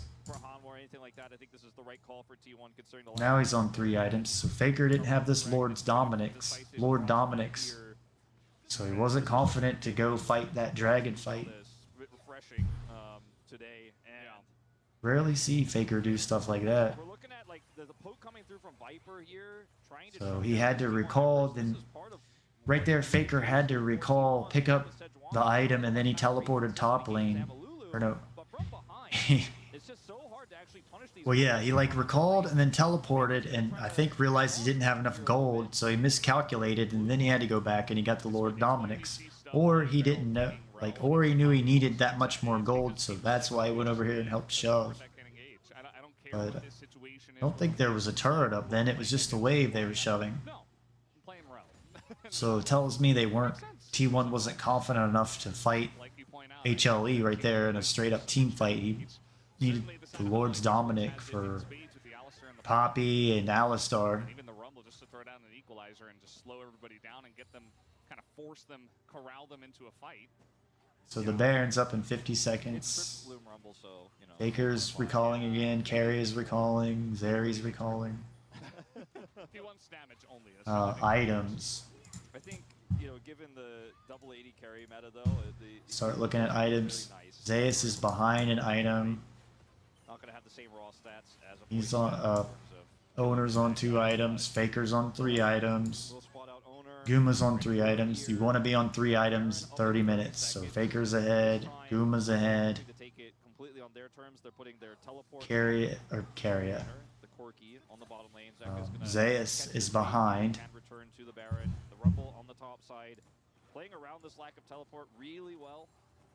Zeka's not on 3 items yet. Not on 3 items. Rumble's on 3 items. So maybe that 3 item Rumble, they weren't confident enough to take the team fight. T1, that is. His ultimate as well. This is kind of Honorable Life say the ball's in my court. You know, I actually get to control how this goes. And it's still 2 minutes away from that next dragon. So T1 trying to group bottom side here. Honorable Life could just kind of follow the rotation. Yeah. And the game, very even in terms of gold. Exactly even, basically. As now Delight is trying to put his face into it and secure a red buff for the team. They will get it. But a little cost of his health bar. But yeah, pretty much exactly even gold, even dragons, but the ones that Honorable Life Esports are arguably better. Although Chemtech not bad for the Lulu and stuff like that. HLE have a lot of vision here around the dragon pit right now. That's what I'm looking at. It's Baron fight time. Somehow set a trap, I think, for Hanwha, and maybe that's just 4-1ing and trying to set up for big push in the in the mid lane or the bottom lane. But the problem is, if you trade Baron for that, it's not going to be equivalent when Hanwha just group and then you can't and so them, right? So it's a really tricky problem that T1 bottom laners in the mid lane where you should be. Again, if you're a solo queue player and you're an AD, you should be in mid lane after the first turret's down. It means the laning phase is down, and then you go mid, and you're much safer there than side laning. That's if you play AD and you're a type of person that I win my lane, but then I lose, and it's not fair, and I have a horrible team. So you lose your lane, or you win your lane, and then what you do is you go mid and tell your mid laner, okay, you go top or bottom and pick up the side farm because you need to be in bottom lane, or you need to be in middle lane. That way your jungle and your support can come mid lane and babysit you and make sure you're safe, or even your laners can, so your whole team can protect you. 3 stacked Hex Tech dragons worth of attack speed and ability haste. for this Ezreal. They really checked all the boxes in terms of controlling the vision around here. They pushed out mid and bot as well. They've really just given over the top lane. They say, okay, whatever. We don't care about that. We just want to focus on this dragon. As I say that, though, they were angling up towards the Baron. And Zeus clearing out a control ward there, so Baron, dragon comes up in 5 seconds. I would figure that HLE would have tried to take the Baron already now. And you've got not only Ezreal, you've got Corki, you've got Rumble. Everybody loves it.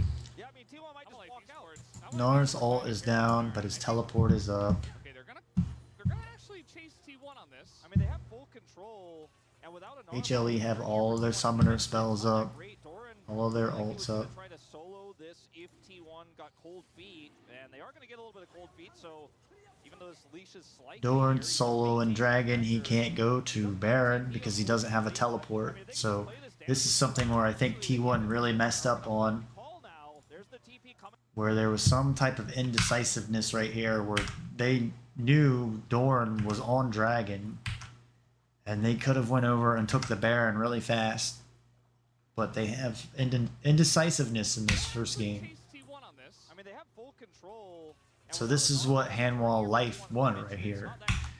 They should have in this amount of time just went and took Baron and started it, because Dorn, there's no way Dorn can get over there, and they should be able to easily win a 5 vs 4. And maybe I could get into positioning and the summoner spells and all that, but I'm not going to. We're just watching game 1 here in this LCK VOD review. Zeus is pushing the bottom lane. Zeka's teleporting behind to do a flank play. They stopped the Hextech Dragon take, and T1 are grouped up as a 4-man unit at this point in time. Now that might have really helped Hanwha there, where they secured the Scuttle Crab, keeping T1 from getting this. Going to go into the mid lane and maybe look to take out this inner here, although the mid lane wave does get taken. Zeka has the Void Grubs there to help push the turret down. No way to try to collapse or make any sort of play here as Faker's in the side, but there's no turret to threaten. He's not deep enough. And man, Hanwha's macro of this game, their control, they know. Now you get the dragon. Yeah, now they know. They just know T1 don't have any engage. They have the vision here with the Scuttle Crab as well. Viper gonna peel I thought Dorn got the dragon. I don't know why didn't they just get... Nice try, but it's checkmate, is basically what Hanwha is saying. So HLE had indecisive too. I thought Dorn took the dragon. I don't know what he was playing around with, so both teams really didn't. Because if they're all there, you probably just die because the game is too even, and Lolesports are ahead, especially with 3 Hextech Drakes now. So Hanwha messed up there as well, where they could have taken the dragon and the Baron.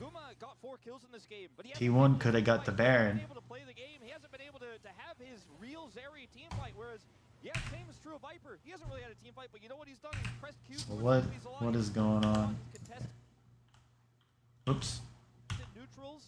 Yeah. And so the between waves and objectives. Baker's hanging out behind the Baron pit. T1, their most fed member, just isn't able to fight, and it's not his fault.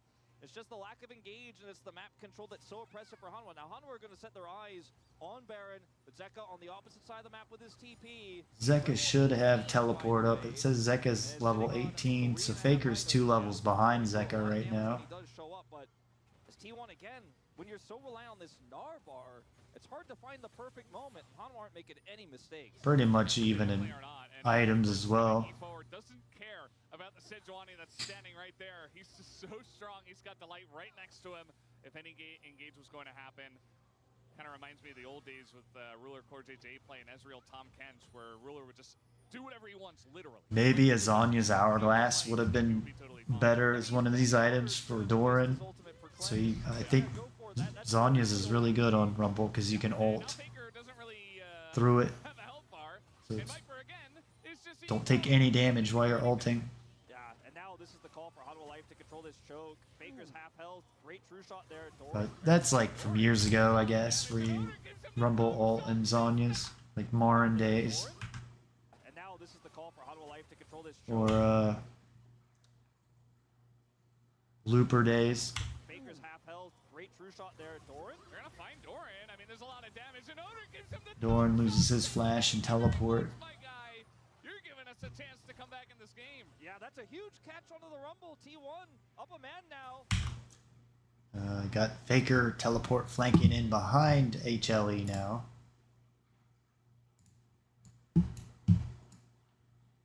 That way.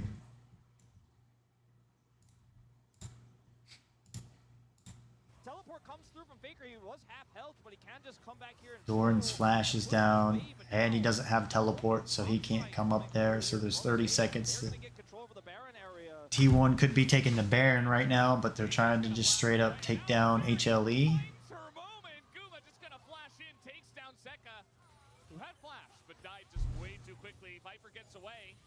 Man, all it takes is one single mistake, one capitalization by T1. The Doran's still gone. So HLE can't fight this or do anything about the Baron. They just need one more dragon to get the soul, though. I really think HLE could have had the dragon and the Baron right there, or T1 could have already had the Baron and not let... Well, HLE would have got the dragon. Maybe, I mean, maybe they could have got the Baron and then the dragon, because I thought Doran was getting the dragon and he had it like 3/4 of the way down and I guess backed off. So I guess there's a thing too where T1 could have got both Baron and dragon right there as well. And so there is indecisiveness.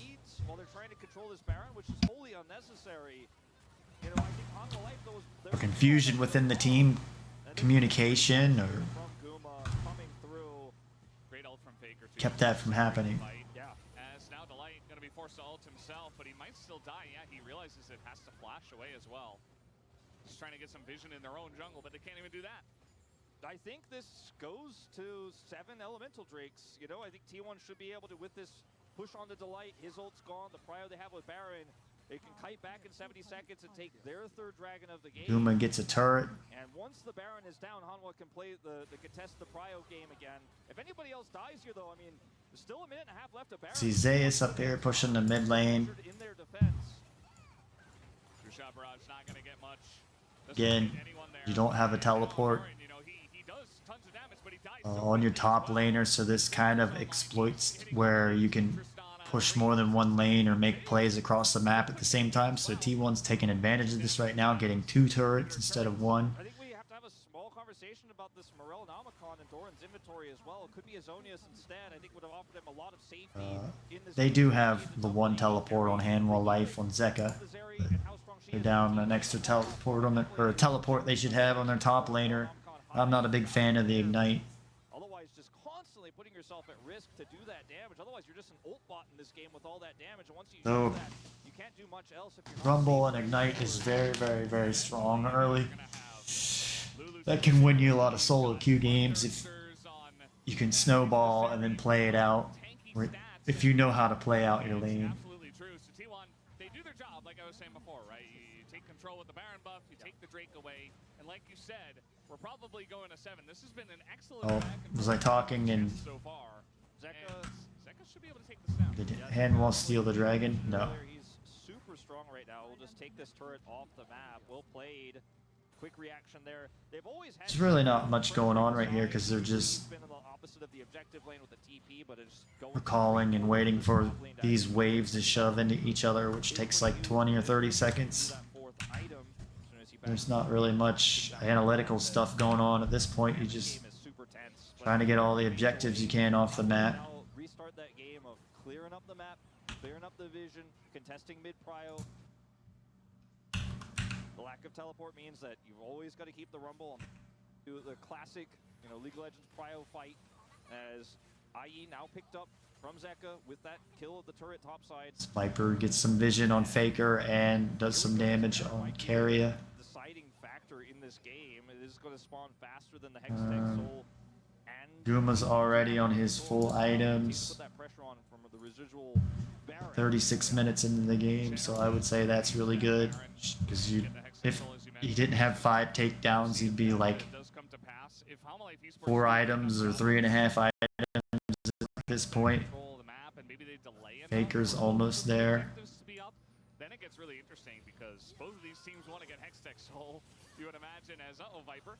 Zeka's almost there. So Viper's a little bit behind Guma here. He knows the Narvar's expiring for Zayas as well. This matchup, Zayas, poor Zayas has been behind all game. He still doesn't have flashback up, no way to punish me. He's got cleanse as well, and he's just really walking the tightrope. Without that series of plays from Viper, I don't know. 3 items. Get back control of their jungle, but he's just 3 items of the jungles. And he takes it back here, and now Hanwha finally actually in the game, in the midpoint of the map, standing here in the middle of mid lane, trying to contest for that prio. Baron is up in a minute. 15 seconds. Dragon 2 minutes 30 seconds. So again, there's really like not much analytical analysis stuff to talk about here. The role of Viper is just going to be the most important one, I think. Absolutely. On the side of Hanwha Esports, this guy, he's got to do that again. T1 should be setting up for Dragon, which is what it's looking like. Clearing out any vision. Same thing for Hanwha. They're just trying to get over here near the Baron pit and get out any vision they can. You see going on. The timing of when he goes in is just pristine. And Faker, no teleport, actually. Not going to get collapsed on here, but we'll have to back. Just a little bit too early, though, for Hanwha to pull the trigger. Baron's not up for 30. And is Zeka getting, right back over. looked like Zeka was recalling. Wins the prio fight here with his Shiv. And this is where things are going to get a little bit messy. This is where Viper needs to be the carry. This is where he needs to land that poke and chip away at T1. So far, a little bit of damage with that true shot. This is so intense. Yep. And that poke is really what it's going to come down to. Delight finds 2. Delight gets a... And the equalizer does push them back. Really what it's going to come down to. Delight catches out Owner here. So intense. Yep. And that poke is... Don't really know why they're initiating on this. Maybe they think that T1 can't spot out because they don't really have a ward, so T1 don't know Rumble's going to come in behind and flank. So T1 just see a 4 versus 5. What about, might as well look at summoner spells here too. Zeka's teleport is down. Other than that, everybody's stuff is up. What about on T1? Faker's teleport is down. All their summoner spells are up. Okay. That's really what it's going to come down to. Delight finds 2, though, the front line, and the equalizer does push them back, but Redemption is up. See the healing deny into Owner, but he should have Warmogs by now. So I would imagine, you know, Delight's pretty low. He's got his own Warmogs, and Zeus just face-checking into the brush, wants to get into Mega, but he's going to take a bunch of damage himself. Super greedy to try to look for that Mega angle. Does not pay off. Now it's going to be wasted. He has teleport, though. Will be able to come back as Mininar in this fight. We'll have a little bit more Mega, depending on where he TPs to, but it's going to be hard for him to capitalize. Going straight in the mid lane. Okay, so Zeus is teleporting in Mega Gnar. He is Mega Gnar right now, so hopefully he can catch out these HLE players up against the wall or something. So I think that's what T1's trying to get here. Then you got Carrier to shield you and ult you, or Guma, or Owner. We're going to try to focus down Peanut here, but he also has his own Warmogs. All the tanks have Warmogs, so unless they're actually killing someone in these fights, it's not going to matter all too much. Or Faker. Just getting small tempo advantages is all they can really get with this poke, and Hanwha said, look, I've got... So the Mega Gnar's down, so that's a good time for HLE to get over here and start fighting the Baron. There went another one of those Poppy ults. Maybe Faker didn't W, or maybe Owner queued there as he got hit, and that's why he went that far as well. And send you away with the ultimate. Peanut plays it well. Owner ultless, trying to check that brush there. Gets knocked back. You see, HLE get the Baron. You know, usually about this point in the game, that's gonna decide the game, and then the Dragon's up at 7 seconds, so that's really gonna help HLE with this.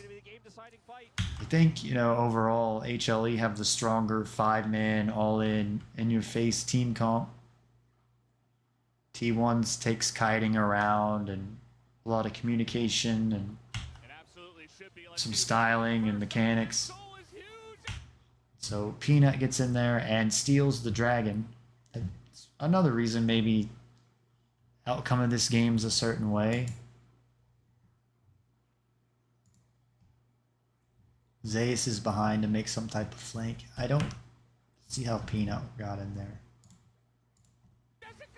Sorry, my voice. Again, I'm forget when I'm talking for a while. I start getting low.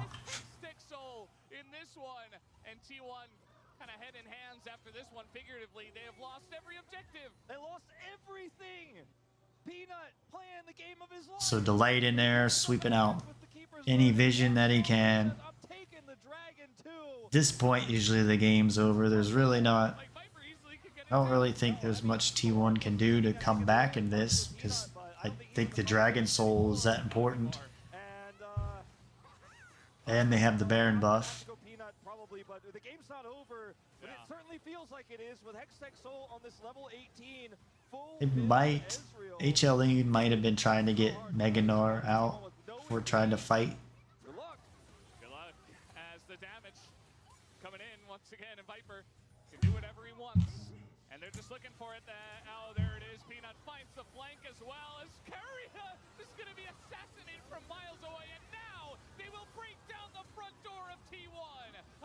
Well, it's a lot of shielding that Zeus just had. They will in fact take this game number 1. Unless Guma going 1v5.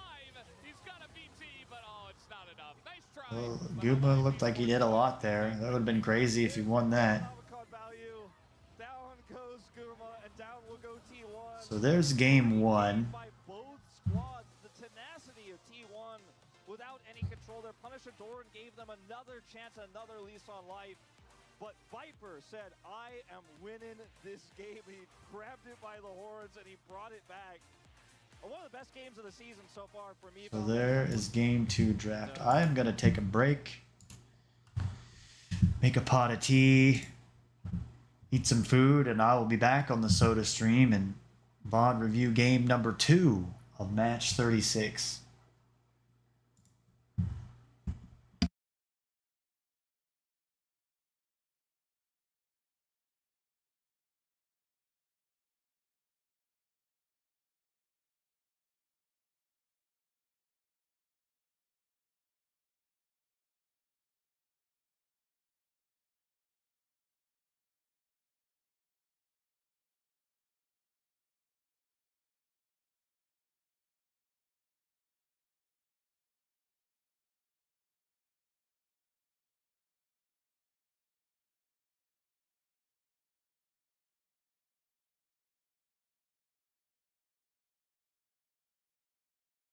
Trying to do a 3-hour stream.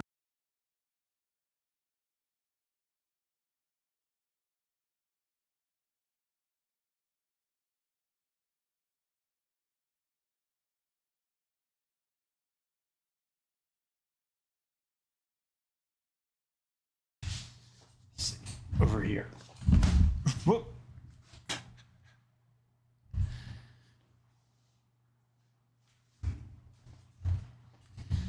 It's kind of weird. It's like the camera goes the opposite way. Okay. See, that feels weird to me, but looks better on camera. So, all right.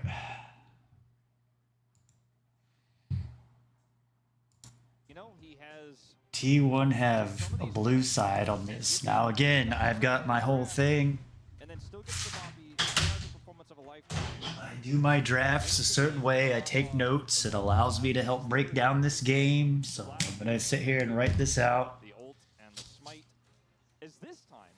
T1 will not. I have to take the dog out soon. Actually, tunnel this time on red side. Of course. Match 36, game 2. Humble will not allow Doran, but they will also not give Zeus the same power point. They'll also target ban this T1 blue side. Seen a lot of the time here T1 blue ban. on this patch. One of Zeus' best picks. HLE red ban. Taken away by T1. Really interesting here. And will we just see an Azir ban from T1 pick. force Faker onto either Tristana or HLE picks. The combination of Oh. the two. As that's where Faker has not looked. I was wrong. I gotta take my little one outside now since I got up and moved, so I'm gonna have to take a short break. I was trying to muscle through here. I'll be right back.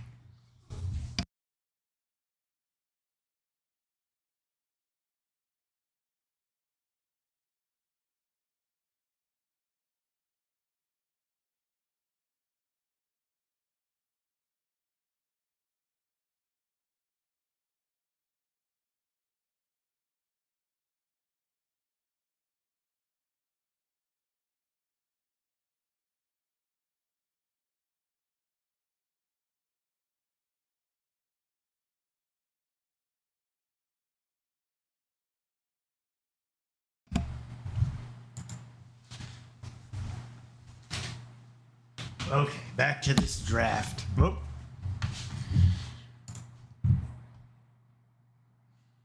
Looked as dominant this season. He's had some great team fights, but gonna be Okay, the HLE banned. This does mean it looks Ash. like we're trading those AD mids. Rumble. Owner is in pain. And now my pen. I think the board's not dry. I didn't get it dry enough. Let's see. Mayokai. Ivern. Vi. Ash. Nar and Rumble. Be nice if I got it.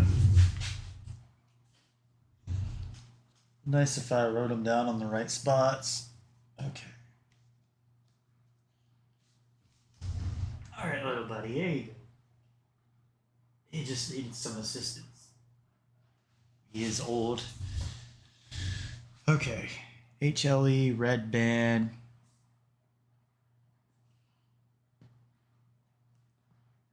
Well, my pen doesn't want to work. Rumble. Nothing wants to work anymore. Here on the Sodaron stream, just like anywhere else in the world. Can't even get a pen to work. Ash. Okay, Mayokai. Ivern. Vi. Okay, so T1 picked the Sejuani first. They did that the last game. Again, T1 banned the Vi because they want Sejuani. Vi is the counter, or one of the good counters into Sejuani. Sejuani. They first picked the Sejuani. Lee Sin is banned. And, yeah, like you mentioned, Faker's he's very confident on both. They say, okay, you want Tristana, we'll take Corki, that's fine. So they picked the Which Sejuani is instead. how I write on my little notepad, but you can't read it that well, so I'm putting it on a dry erase board for you. It's fantastic on this pick. It feels like the 80 mids. So Azir. Azir, it's back. So HLE first pick Azir in this game. If Faker was planning on running this here instead of one of those two picks, so Maybe they were through again here. Azir and Poppy. So we see Poppy again. Just kind of running that aspect. Lee Sin banned. I thought maybe you'd see like Graves since it said it was buffed. Something else like the Talia. Maybe Graves would have been good into Sejuani for HLE. Picks the Corki.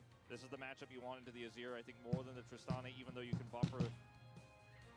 Pick that we've seen so much over the years, but in a very different. I used rubbing alcohol to clean this, and then it didn't dry quick enough or something. We're not going to see it in this game unless someone wants to. Go figure. No, I don't. So Renekton. I don't see it. I don't see the angles.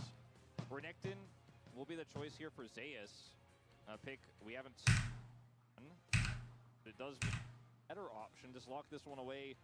Can then force T1 to ban Okay, Leona. Ezreal. Keep counter pick for Doran. The Poppy's still technically flexible. Don't think it's gonna happen. Peanuts Back into bans now. And ban that Ziggs.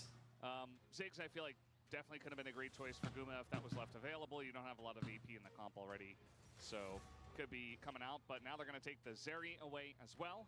No fear of the Callista here this Ban time. Alistar. And Is it? and they could just lock the pick here for Doran. Now Zeri was the they last save the counter ban pick for Doran. HLE on the red side. He wants to play here if he's got something. Leona was the he last really wants one. to pull out, like Rakan at this point in time in the draft. He's afraid carry T1.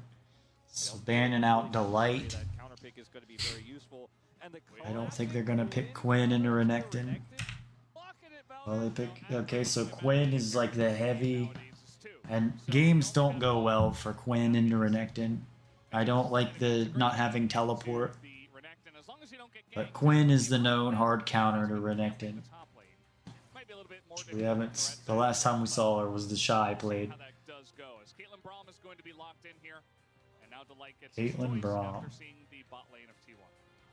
I'm really curious to see if he's bold enough to play an Enchanter here, or if it's just going to be something like the Nautilus. Really tough to play into Caitlyn Braum. Rakan was the other pick I was talking about. They could have tried to lock in if they wanted to guarantee that. So Delight gets his Rakan. And this is the Caitlyn pick that, you know, Atlas has been calling for this. We've done this pick a lot. Sometimes we've kind of defaulted to the Kalista lane when it's the Ezreal, when the Larry's banned away, when the Ziggs is gone, to punish the Ezreal. The Caitlyn absolutely can, and this is the team to do it. Zumakaria, Caitlyn Braum, a tale as old as... I gotta go back for my personal note now because I never wrote it down. Okay. Poppy. Ezreal. Quinn and Rakan. I like Quinn. She's a fun champion to play. Braum. Quinn is a fun champion to play. Lock in if they wanted to guarantee that pick, but I want to see how... I want to look at Analytics and see Quinn versus Caitlyn. Is Caitlyn a counter to Quinn?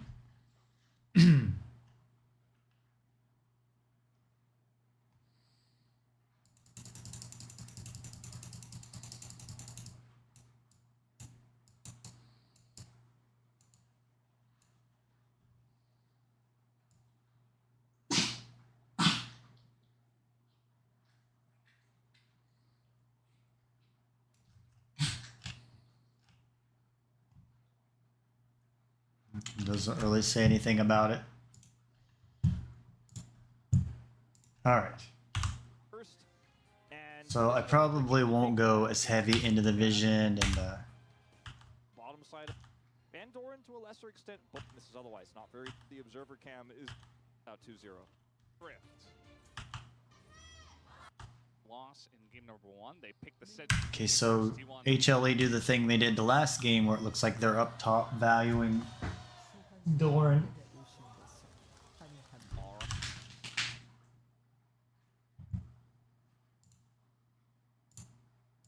You know, Rakan's up here.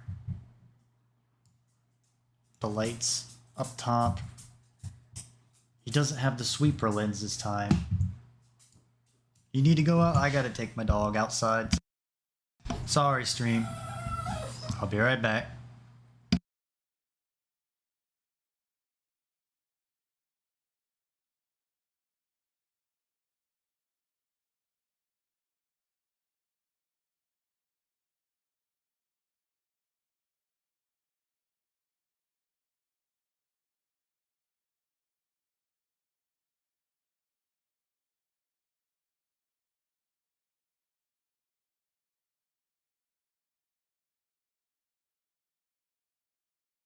So he has to go out, and at least I'm trying to get it done. I'd like to get it done so I can take my dog for a walk and he'll chill out.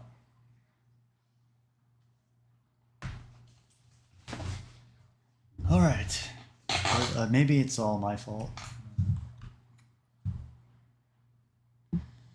Alright, back to this VOD review. So, we're just now starting into the game. And, okay, so Quinn. We got Quinn into Renekton. Quinn's taking the cleanse here. Right, T1 versus Life Esports. T1. They Got Delight up top. Loss in game number 1. They picked the Sejuani for owner. They're trying to get some type of vision down for Doran, I guess. Here, 1 once again. We'll see if he can make it work. As did feel like Looks like they were just. side after their They didn't get a ward. They picked the Sejuani for owner here once again. We'll see if he can make it work. As did feel like not necessarily owner's fault in game one, but just because. Okay, so I'm looking at Carry. It has the sweeper lens already.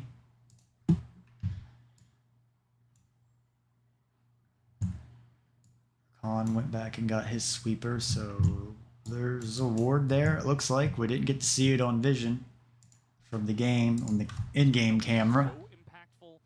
Did feel like a little bit of a So- gap just because Peanut was playing so well. HLE invests one of their bottom lane wards up top to help Dorn snowball his lane. He doesn't have teleport. Do anything in the late game. His agency was very low comparatively. In this game, See what other runes a little bit more or engaged, and then they runes. have the Renekton, What other also been on wards? top of potentially an Ezreal, maybe can help blow up the Azir. Rakan going to be a really nice. Looks like follow-up Faker here warded, or no, setup for Faker. On Life as they're trying to get something T1 out of this Braum level 1. Zek awarded his Raptors. Going top, Peanuts got his everything else ward. getting a ward there. They are really leaving nothing to chance, but this does mean with Peanut once again over here on Raptors that nothing to chance, but this does mean with Peanut once again over here on Raptors that will be potentially just that blue buff taken away. Not much Hanwha Life can do about this one. Okay, T1 go up here and steal Power of the Braum, as you mentioned. the blue buff out of Area HLE's jungle.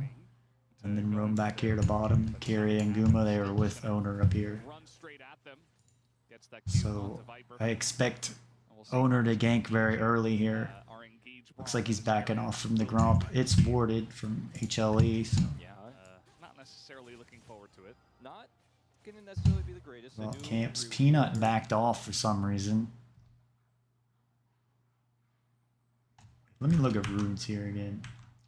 I also missed something else out. Just wanted to see what runes owner is taking.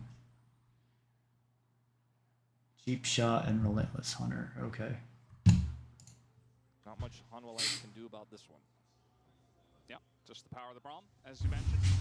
And Keria threatening to go in there from behind, but it's not going to happen. Still just going to run straight at them. T1 got vision on And we'll see how much the wolf camp there, so they know where Peanut is. Braum that is Keria will do in this game. Owner backs off. Yeah, Not necessarily looking forward to it. not going to necessarily be the greatest. I do agree with you, and there is going to be Caitlyn's power trough we'll have to talk about later on too, where Ezreal hits 2 items. Caitlyn's going to be kind of hanging around, won't be able to necessarily team fight well, especially if the Renekton is behind. And this is what I'm really glad we're showing this, because the way Quinn has talked about Quinn has this beat matchup, it makes it seem like it would Renekton be 9 times. extremely lopsided matchup for the Quinn, and it is considered a strong They counter. didn't You take the Ignite in Quinn, this the game. Renekton can't really stun you, and then you just win those all-ins. Take Fleet Foot. But the Renekton has won almost half the time. You know, it's fairly contentious, this matchup, because we have seen a lot of Quins fall off despite winning lane. So, Yeah, or it's, you know, Peanut gets a ward on. Puts a ward down.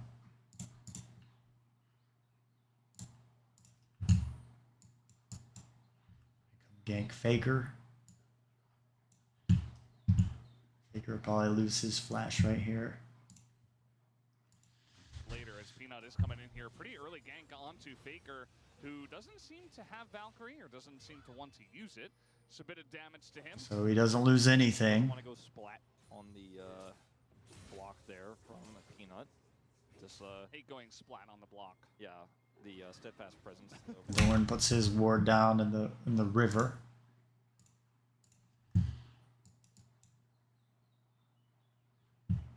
Zeus puts a nice ward over here. And I don't know what we call that brush. It's not the banana brush, is it? The brush closest to his lane. His turret. His lane. His turret. My brain's starting to get tired. I was searching for. Hate it when you go splat on the steadfast presence. Yeah. Nice little knock up here from the light. Gets a Q in, gets the heal onto Viper, just pressuring their lead forward. The longer this goes, I may do less telestrating play because I'm slowly learning to get better at it. See, Faker comes in here and teleports.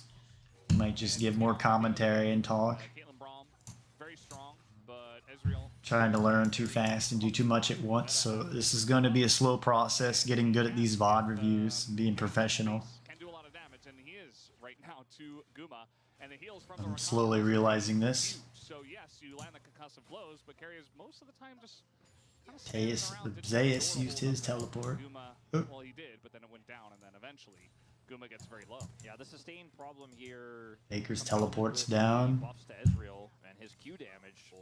Viper, his cleanse is down. So yeah, the longer I go in this VOD review today, and each VOD review I do, I may do less in-depth analysis the longer it goes. I spent a lot of time on the first game and talking about G2. So, because eventually I'll get better at it. And after a while, 3 games will be much easier for me to do than just 1. So right now, that's kind of the problem. Like, I call this a VOD review, and I'm wanting to put as much analysis in all 3 games as I am the first, but it's taken me so long and so much energy today that I may only get enough energy that I'm happy with the first one, and then the second game and third game aren't really what I want, but it's just all I can do in one day, so I kind of have to ride the cast out more than what I want to. A little bit dangerous, but Peanut is going to win. So that's all I'm saying, and that's probably what's going to happen on this one, and then like the next one will get better, and the next one will get better. I'm starting to lose my steam a bit. I'm okay when I'm talking, it's just stopping and telestrating, and it's starting to drain me. Put in a long day, folks, so if you could just give me 1 like, I would be happy for all the 16 hours I put into this 2-hour VOD. It's a lot of work. Both how good Delight is at his iconic Recon pick, but also just how strong Ezreal is right now. It's like, oh, Caitlyn into Ezreal, that sounds like a freebie. And then it's Viper. But I can't really stop it and put all the energy and effort I did into the first one of figuring out why this happened and why that. Again, the Quinn matchup should be winning top lane pretty easy, so that means that HLE should HLE Peanut should go top a good bit, trying to help get Quinn rolling, which Quinn is level 6 now. I see Faker and Carrier going Roman mid lane here. Now this is the time where I want a team taking a dragon, so I don't understand why. Well, I guess in this one I can't say that. I understand why they want to shut down this snowball from the top lane, so that's pretty much why. It makes sense. T1 has to go for this top lane right here because they want to shut down Quinn. But honestly, I still think the dragons are better. Why not just get the 4 dragons and close out? I mean, maybe the Void Grubs will give T1 some problems. Make this just almost unplayable matchup for Zeus. I mean, you could rotate the Corki top. Maybe that would be something to play Azir. But in this game, they went for the Void Grubs to slow down the snowball of the top lane. So then that allows HLE to take the dragon. Sometimes that grub pickup can feel really nice when you end up stacking those because she ends up taking turrets very quickly if she has control of the lane. Yeah, that's kind of it, folks, is like the telestrating and all that, figure things out. I'm trying to like do the whole thing at once, and I think that I'll just slowly get better at it. So the rest of this VOD, I guess, I may not go as in-depth in the plays or the positioning. I'll just give my opinions. I'm wanting to do some in-depth analysis because I've been told I don't give very good, or it's not I don't give very good, it's just I don't give in-depth analysis, and I do. You just don't pay attention. You don't watch my hours of stuff. If you go and watch 30 seconds of my stuff and tell me I'm no good, then I've got hours and hours of stuff. That's just like you saying that I make a comment on your comment and then I'm dumb. Lens flash as another stun comes in, but didn't necessarily have So to use that. did Doran. It should have been pretty obvious that this was what was happening, but Doran lost his cleanse and his flash. will be relatively unsuccessful in doing so. We'll lose Zeka's teleport is down. Can take the CS here, but Viper is swapping now back to the top side. So really nice T1 rotated their bottom lane up the top. here. 2 plates go down bottom, 2 plates go down top. And it puts the Renekton away from the Quinn. So that's always a feels good moment. Cut the dragon up in 30 Won't be or 33 committing minutes. any plates himself here. Just back. Owner just hit level 6. Gonna get his back stopped kind of awkwardly. They're not gonna get. Looks like he's getting the scuttle crab. So Still feels nice to delay carry. I would think T1 would start getting dragons here, but again, they're trying to stop the snowball of the Quinn. So hence why they also rotated. And you know, like you said, Quinn's bottom lane now. So here comes the Guma laning into Quinn, which I was looking at before this match. I was wanting to see how does Caitlyn lane into Quinn, because that made me think why they picked her in this game. has to walk away Like maybe Caitlyn's a pretty good matchup into Quinn. You go for those, you hit it. It's been a while since I played those, so I can't tell you. There, then you end up looking silly. And that is what we're going to have, the ladder in this case, as Doran's now rushing back to top lane. He is very speedy on this Quinn to get back to lane. Looks like he's going to maybe miss 1 minion there. And on the bottom side, Viper clashing once again with the Braum, Caitlyn, Faker. After that ult going down, has a little bit of extra pressure in this lane. But with no objective up for a little while here, playing a little bit of ring around the rosy with the lanes here, but it has not really been either team making an error or finding any opportunities. See if that changes right here. Don't think so. Yeah.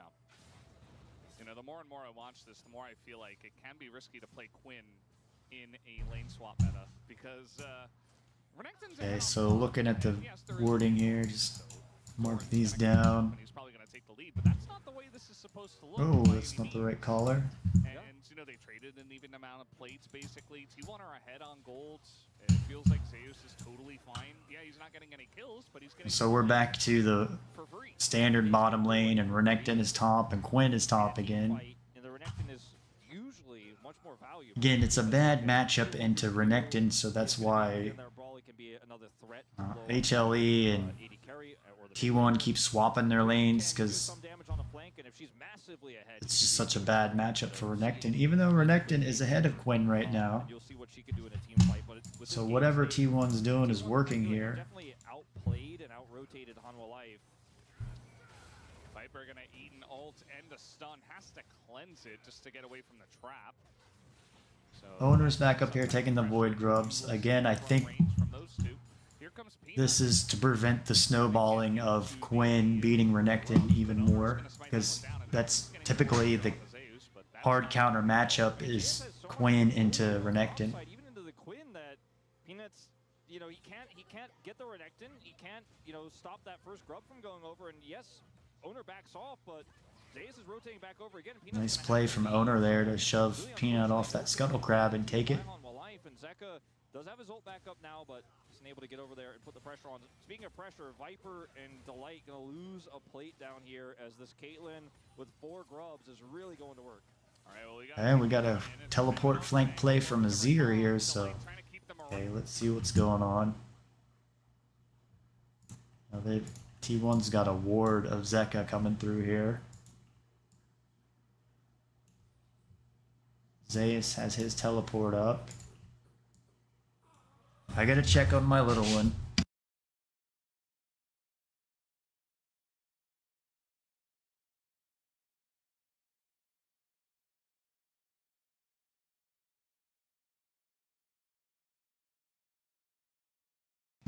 Okay, come on, little baby. You're okay. Okay. Watch out, JD. I gotta get close to the microphone here. Okay.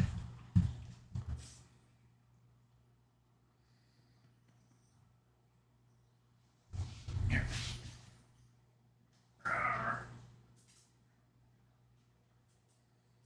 He's scared to death of me talking all the time.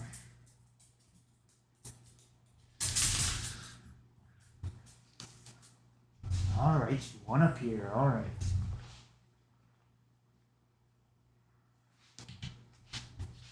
Come on.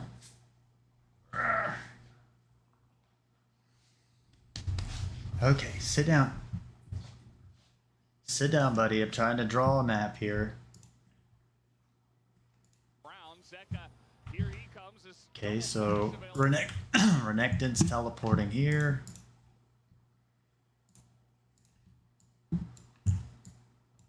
Okay. Faker and Zeus are coming down here.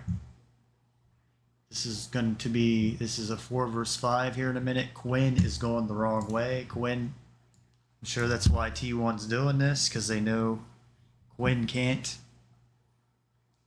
match this. Good boy, buddy.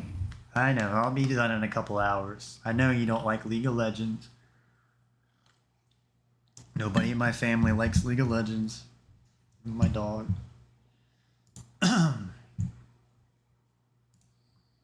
For the bottom lane, and now Peanut gonna knock Faker Very nice ult from Peanut there to knock Faker away. spot. And I don't even think the blast cone helps him here. He's gonna try to get over the wall, but there's the ult. And Peanut is gonna taxi in onto Owner. But even Zeus is here. Now a flash over the wall, and the Nimbus cloak. Peanut is gonna get out against 5 people. He's got that phase rush. Okay, so what I'm looking at Gonna get a plate for his while trouble. this is playing out, Upside, they did get double teleport out of T1. Darius flash is down, Guma's barrier is down, Faker's teleport is down, and Zeus's teleport is down. He was like, I'm out of here. As he knew that it was bitten off more than he could chew. Also great. Zeka's teleport is down, Viper's cleanse is down, Viper cleanse, Khan's ult is down, Khan's heal is down, and Peanut's ult is down. Okay, so we've got the Void Grubs live, we've got the Dragon live. So we've got the teams kind of split on what they're trying to do. Should they go Void Grubs? Should they do Dragon? Got looks like Owner and Faker, Guma, Carrier going down to bottom lane or the Dragon area. I'd say they get the Dragon. Also has his ultimate still, and back down here. So second, oh no, taking away the second Dragon from HLE T1. Who's getting pushed in. Who's even going to drop the ace in the hole here as they want to contest Dragon. Faker taking a bunch of damage, but Viper trying his best. Peanut doesn't have his ult up. Braum just used his ult to disengage. Then Poppy just stole the Dragon. Now Viper, he's still on the chase. As unfortunately we do have a Chemtech soul, but it's still a nice fight here for Amalite Esports. Yeah, really nice fight for them. They get the kill, they get the Dragon, and you know those Cloud Drake stats are useful. Peanut's going to come over here, read that Owner is not going to back, and actually tries to deny some farm as Guma should be fine here. Flashless though. Yeah, he gets scooped up, and I mean. Okay, so Guma's flash is down. Looking for a dive, but Sejuani ultimate zones the rest of them, and now Peanut's in a little bit of trouble. He's going to throw up an emote and just try to run away once again. And he Owner's flash is down. Owner's ult is down. So intense. There's no breathing room for either squad. Both games back to back. Faker's just sitting here in the middle lane farming, shoving. Goes super low after the Dragon. Goes over and is able to identify where Peanut is and then helps keep the pressure off of Guma. Really great play from Owner in that situation. Despite the last Dragon, and that should be the entire turret going over here. Not the final plate, but still a massive amount of gold injection to Gumayusi here. And T1 playing the map, playing this early game super well. Criticized a lot in the past for their weak lane swaps, but definitely skirting around this Quinn matchup very well, getting the Caitlyn. Faker. Owner taking the Rift Herald here. Viper and Delight getting some nice trades. Guessing they got the Void Grubs too. Now for Guma. And we're going to reset, go back to a little bit of a lull state. See the gold slightly in Viper's favor, but the Caitlyn was able to get so much plate gold in this game. Go back to Owner here. He does not end up having the smite go down. Okay, let's get back to the gameplay here. Okay, just faster reaction from Peanut. The Q comes through from Goop. I don't like that where I have to hit that twice. suck, Harry. The epic pen makes you have to hit pause twice or hit the button twice instead of once. Yeah, Gwen uses her ult to get back. I feel like he could have maybe block the Ezreal, but perhaps he was just stunned or knocked up by the Rakan. But yeah, A lot of red vision saying, okay, I'm Braum, I'm tanky enough. I've I got see a from Doran, T1. but the CC layering from Delight, pretty fantastic to make sure that they could knock it down, and that they did. So that's why Viper, you know, even with the entire turret going over to Guma, Viper's still in a really good spot here in this game with the first blood. I think he got a couple of plates of his own on the bottom side as well. So gonna be scaling up pretty quickly, and we'll see what kind of impact he does have in this big game before the Caitlyn gets her IE. Dangerous game to play here. Owner coming up to this Emperor's Divide, holding Zeka, and Peanut is nearby. Keria also here. Yeah, Peanut immediately does go into that one, saying, "Get out of my jungle." But still the wall is placed down. All right, so Peanut did see that happen. Dragon up in a minute and 50 seconds. So a lot of Baron's not up for 3 minutes. turret, but not going to amount to anything here as T1's winning this game. up in this lane with Zeus. By the way, the Reds T1 or the Reds HLE. I don't know if I said T1 or not. A little bit easier to lock her down. Quinn going for the Kraken Slayer for some additional damage. Going to be that secondary 80 carry you were alluding to. Peanut hidden. Hide on bush. And, well, it's going to be taken, but Peanut in a little bit of trouble here as he is CC'd basically for 8,000 years, and eventually he will die. Keria stealing the kill away. And, Peanut gets Brahms ult out. Up himself towards And Peanut. ignite. Yeah, but plus 100 gold, Valdez. He's typing worth. Yeah. I don't think he's typing worth. That certainly was not where Hanwha Life Esports had their pressure on the map. And Baker's got a 20 CS lead over Azir right now. he was tanky enough being Poppy to get out. But unfortunately for him, Braum is going to say no to that. Now, Quinn's getting behind Renekton, so that's kind of big there. You can see here, I'm guessing those Void Grubs paid off for T1. he's like, I'm going to steal it. And he does. Wait, I think he didn't. Wait, he did not? Oh, no, he did not. Look at his smite. Well, Okay. I actually thought he got it. He did not get it. yeah, it looks like he smited early, and then Owner just killed it from 133 health. Either way, I mean, even if he does get it, What was I looking at again? at the end of the day, So even worse than I thought. not the best play we've ever seen. I mean, the rest of his team was nowhere nearby. If anybody shows up, I don't know. If my analysis isn't good enough for you in this part, I did very in-depth analysis in game 1. Maybe he was Kind of running out of steam because I've been at this for like 10 hours today on top of whatever I'm streaming now. The issue is, you know, So I don't know what you expect out of one person. I'm just slowly getting better at this, I see. and it's just going to be a nightmare, especially if Really trying to do too much at once, so not out anywhere. probably the next 2 games I'm just going to give more commentary and my as well, which view on what's going on. Again, I watch he can help all these matches and I great at that. decided if I'm going to stream, I got to watch them on my stream, so that's what I'm doing. Okay, then TB going to be utilized. Normally I sit here and just watch this for enjoyment, so I might as well stream and have some type of commentary now. Comes down to Smite Fight, and Peanut wins it again. It's just a single Chemtech Drake, but now the Chemtech It's looking bad for T1, but they don't have any dragons. That certainly could. T1 gonna maybe They are getting meager wave. Renekton snowballed here and Happen, no herald or anything. invested all this farm into Renekton, which I'm sure later in the game's going to do a lot more than what Quinn will do They don't have, in again, team fights. So I think age, and they're fighting into a really this Quinn is just going to cost HLE in this game. Like, it's just not rushing this dragon down so the reason why it's not being played. 50. Hopefully we can get that, but they don't commit the Dominus, they don't commit the Sejuani ult, they don't commit the Braum ult, and just kind of hope for success. Peanut denies them, Now, and now it's soul point. and maybe HLE needs some type of I thought he was just tanky support, so the Rakan's not going to help them in team fights. given enough time with the help. They're going to need another tank to soak up damage besides Poppy, and Rakan's just not going to be tanky.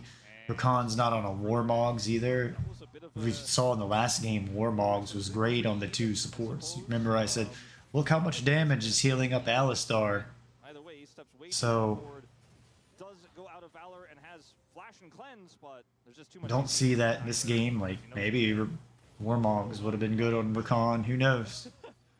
But Rakan's not going to be very tanky. I mean, he's somewhat tanky, right? But I'm just saying in this game, as compared to like Alistar in the last game, and then you don't have any tank as a top laner. So to me, it's kind of like all the information's misleading, and that's why I'm talking about the Quinn and that really T1 are ahead.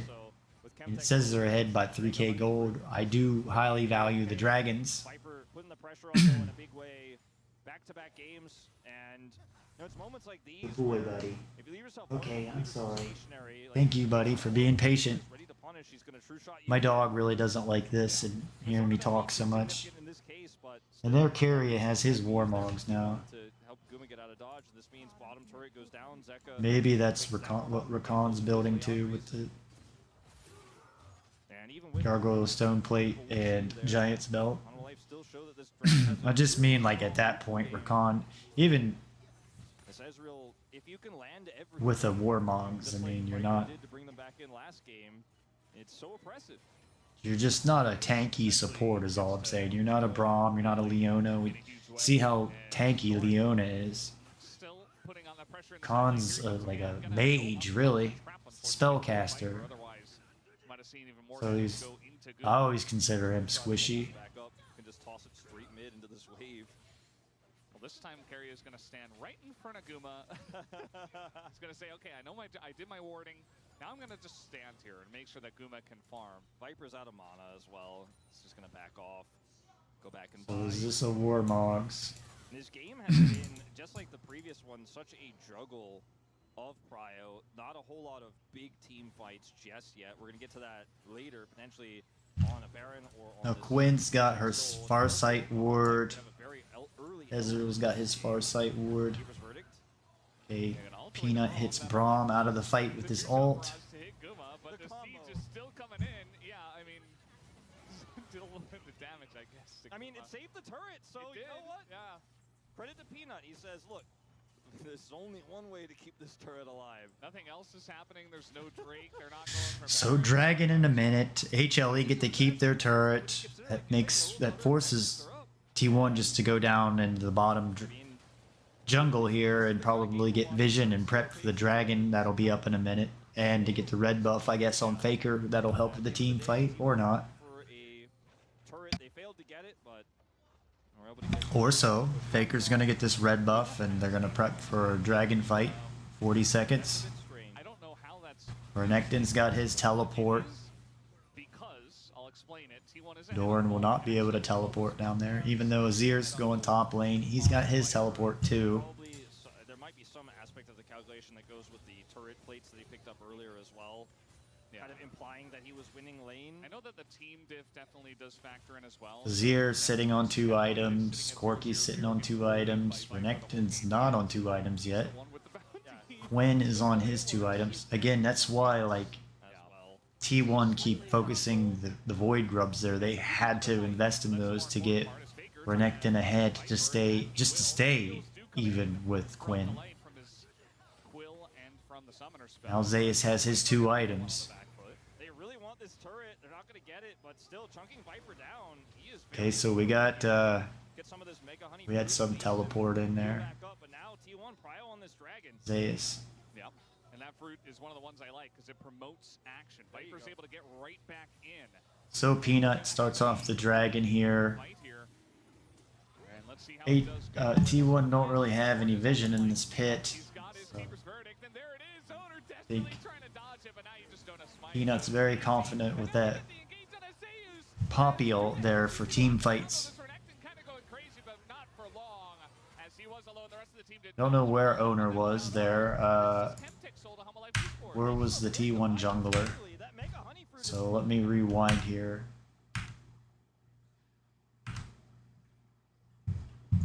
This was kind of questionable of why was Owner back here, not in here trying to get the dragon. Now Zeus got caught. Okay. Well, Owner got Poppy ulted, I know that.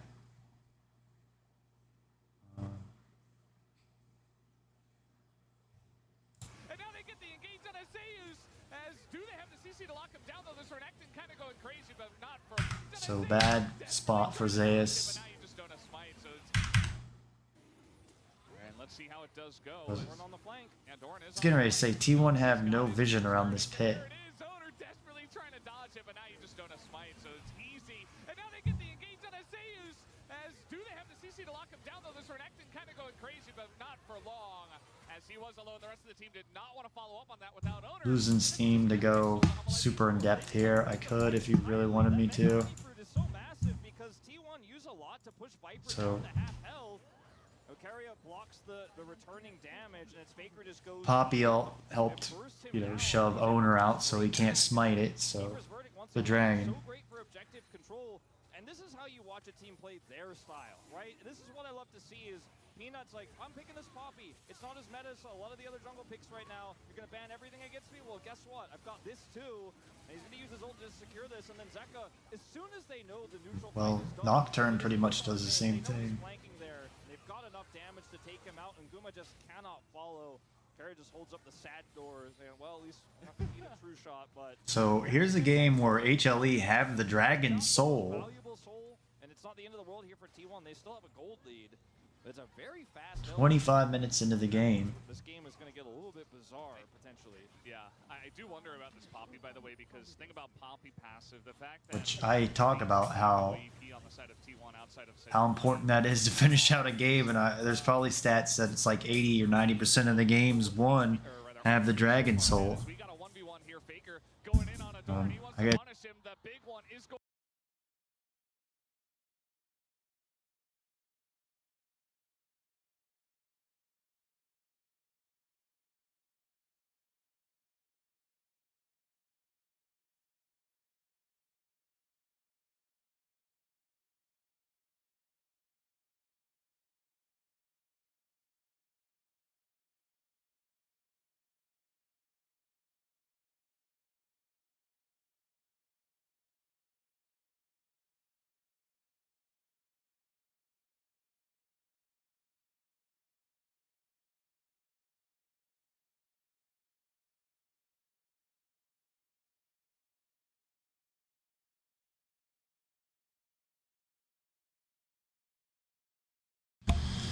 Okay, had to put the dog on the bed. Hopefully he can let me do my job here for like another hour, and then we're golden. Not to blame my dog, but he's kind of causing me problems when I'm trying to do this streaming thing, especially the VOD reviews, because I gotta talk and I just can't constantly be interrupted or nobody's gonna watch. You're gonna lose interest. Maybe, I mean, hopefully you can watch this and it's watchable and skip through it on Twitch, and then I'm gonna edit it on YouTube and it probably will be much more watchable. Going to miss, but he's got more rockets. Where that came from, he's looking to build up one more. Can he get it? The Wolves are going to block a little bit here. See now, like he's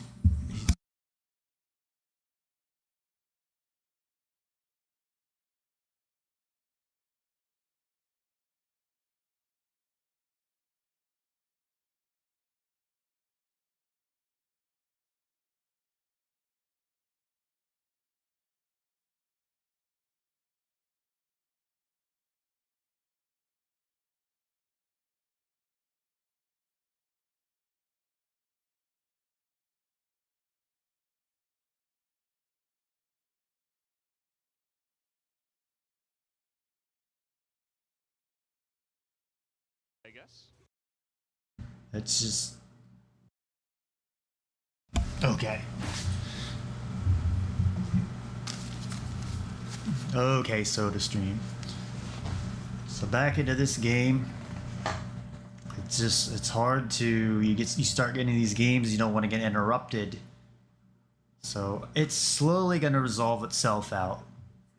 It's just, you know, a little frustrating on my side because I start getting into this and then I have to stop and I have to stop and I have to stop. And then I feel like, well, people don't want to watch that. It's like, well, I know I am fully capable of doing this and have the information and the knowledge, so then it's really irritating that literally a dog that's 14 years old is holding me back. So I basically got to wait for him to die before I can do this and start working on it. That's ridiculous. It shouldn't have to be like that at all. So, I mean, I can edit it through and all that. I'm not really worried about it. So, again, something I'm working with. I apologize. It should like slowly resolve, where it shouldn't be a problem here soon, because I'm learning how to work this better and work through this stuff. So thanks for hanging in there, SodaStream. Like now, he won't. It's like I gotta take him outside. I have to stop and take him outside. I just literally took him outside like 30 minutes, and most of the time he wants to go outside just because he hears a neighbor. That's it. And I don't have any family or wife or anything that can help me to watch my dog for like 3 hours just to.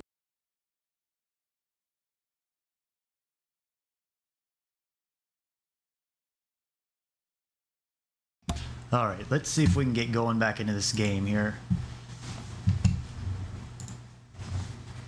I don't know. I just have a dog. Maybe more of you out there have a lot more problems. Back into this T1 game. Faker's taken to Wolves. Guma just hit a really good ult. Get it done in the end. Baker chases him down, maintains vision. Doran plays it really well, gets the heal with the fleet footwork. He's trying. But again, I felt like I did some pretty decent in-depth analysis that I don't see on other streams or have not seen, as Peanut whiffs his ult there. I feel like a lot of people just talk nonsense, or they just talk garbage about people, so I try to not do that.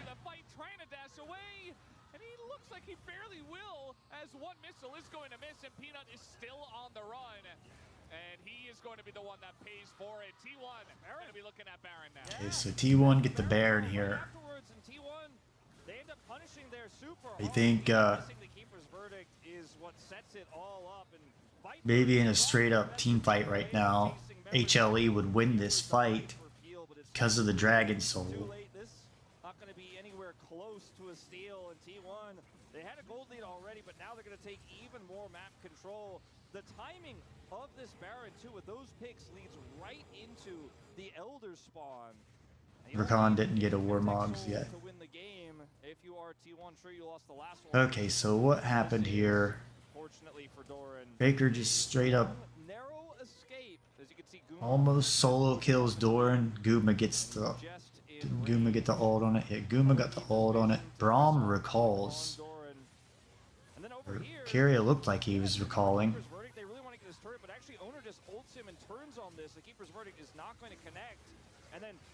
Caitlyn Trap does some zoning out there. Zeka didn't do much with his ultimate. So again, I apologize. I'm not giving my level of analysis that I want, but I'm just getting towards the end of my day. I've worked too much on this, ironing out technical stuff. That's fine. I'm not complaining there. Rakan just got his Warmogs. It's just what I gotta do. But I did a lot of technical stuff, but then I'm not happy with the stream. But I have to get it through, because I won't have another chance, because there's still a lot of other games and stuff I want to talk about, and there's just too many games of League of Legends. And plus, I could always go back, and if I'm not happy with it, like, go further in depth. But I want to get the whole series done. That's the problem, is I'm trying to do 3 games in one. And that's like a whole... It's like 2 weeks on the LCS schedule that I'm trying to do right now.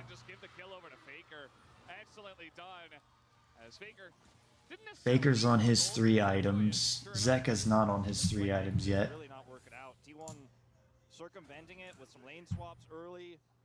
Just hasn't really had any power in this game. Renekton's getting close to 3 items. Again, this whole game is so hard for Renekton to stay even with Quinn. It's taken T1 going and getting both sets of Void Grubs. They had to give up the Dragons. HLE have the Dragon Souls, so it's still really tough for them to team fight right now. They're only 30 minutes into the game. They've got the Baron buff. they'd like as well. Yeah, Zeus has teleport, can take those empowered recalls. Guma over here completely uncontested. They have the mid push, they have the bottom push, they have the top push. They have all three from the Baron. This is what I was talking about, the Baron line. Viper's on his 3 items already.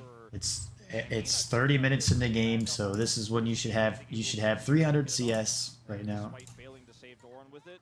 So let's do our 300 CS check. Poppy is super tanky. Yeah.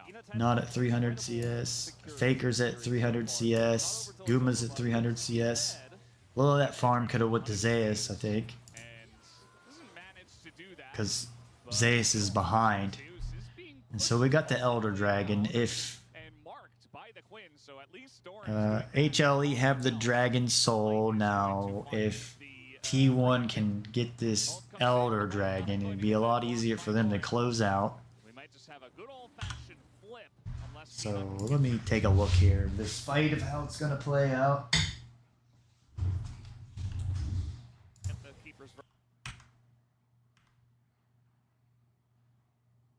Okay, Dorn and Delight are behind the Dragon Pit. Peanut is off to the side. Renekton.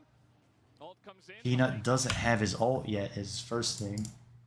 No, Peanut's made some awesome ults so far in this series. Going to get that blocked by Doran. We might just have a good old-fashioned flip unless Peanut can get the keeper's verdict again. Viper's gonna have to hit some damage here, trying his best to put it onto Owner, but just not landing everything. Ezreal's ult is down. Right now, Peanut gonna try to clear this up. Even Viper getting in there, but the keeper's verdict is really the key here. Peanut's got it back now. Yeah, Owner does have flash. I would like to see him flash this one if it does come down to it. Delight. Dorn's kind of behind the Dragon Pit, just doing nothing. Totally whiffs. That's not going to be the angle you're looking for. As now Viper going to throw that in once again. The keeper's verdict does get a couple, but not the two he was looking for. TP's coming in. As the Elder is getting so low. Might come down to the flip. So Wants to fight him for Zeus like teleported back in from that. get a couple, That was really good. I'm guessing did Zeus. but not the two he was looking for. TP's coming in. Throw that in once again. The keeper's verdict does get a couple, but not the two he So that was a nice 2-man Poppy ult from Peanut. Zeus gets to teleport right back in. was getting so low. Might come down to the flip. Peanut wants to fight So there's another reason to have the teleport. You could make a crazy play like Zeus just did. and they get the Elder. T1. So T1 get the Elder Dragon. So I'd say this is going to close this game out. T1 so patient this time. They should be able to close this out. Him incredibly low, and they fight it exactly as the and 25 on Zeka. T1. I'd say they'd be able to finish this out. I don't think we're going to be seeing Quinn again, that's for sure. Yeah. T1 were able to handle it. So there's probably some more in-depth analysis and stuff that I'm looking at that I could do there. I might worry too much that I already do enough. Just got to keep working at it, ironing out technical stuff to make it more watchable. I think that I give enough analysis and stuff to be good at this at the professional level. Let me check my volume of my voice. Yeah, it's up there too. So some of it I think is this microphone that I didn't have it on the right setting, so you guys get turned off because I talk a lot. I feel like if you just watch the game, you don't even need the analysis stuff. Just my voice and my talking. I'm adding some stuff to the game that's not there, that it should be watchable, that it's better than just watching the stream by itself. So that's game 2. I'm going to take my 15-minute break here to rest. I mean, I got to rest my voice for a minute. I'm getting better at this thing, though, where I think I can knock out like a 3-game VOD review in a couple hours. So that's, I don't think it'll take me 8 hours like it has. It's just a learning process. And I think everybody out there that's watching my stream and at least poking through it and stuff, I know there's gold in there if you just pull out the pan and sift through. So I'm going to take my break and AFK and rest my voice and reset and come back for game 3 here in like 10, 15, 20 minutes or so. Again, apologize here in game 2 if I got interrupted and stuff. Again, these are just things that I'm ironing out technically. I know one thing, I had my mic volume so low, and then I'm talking so loud that I think it drove my dog nuts. So that's not fair to him. So I apologize to JD. I'm sorry, buddy. It's getting better. Today didn't turn out the way I wanted to. I wanted to do 3 awesome games. I mean, I wanted to do Fox and KT, but it's 6:25 now. I'd been working on this since 9 p.m. Eastern Standard Time last night, and I got 3 hours into it, and then looked at my mic and realized I was talking clear down here in the yellow, and my microphone got turned down to 29 for no reason. So then it told me, well, you got to pay attention that your mic is on the settings. Somehow my mic got turned down. I don't know if I adjusted the volume or something when the volume settings were up. It's really easy to misclick something or wheel scroll.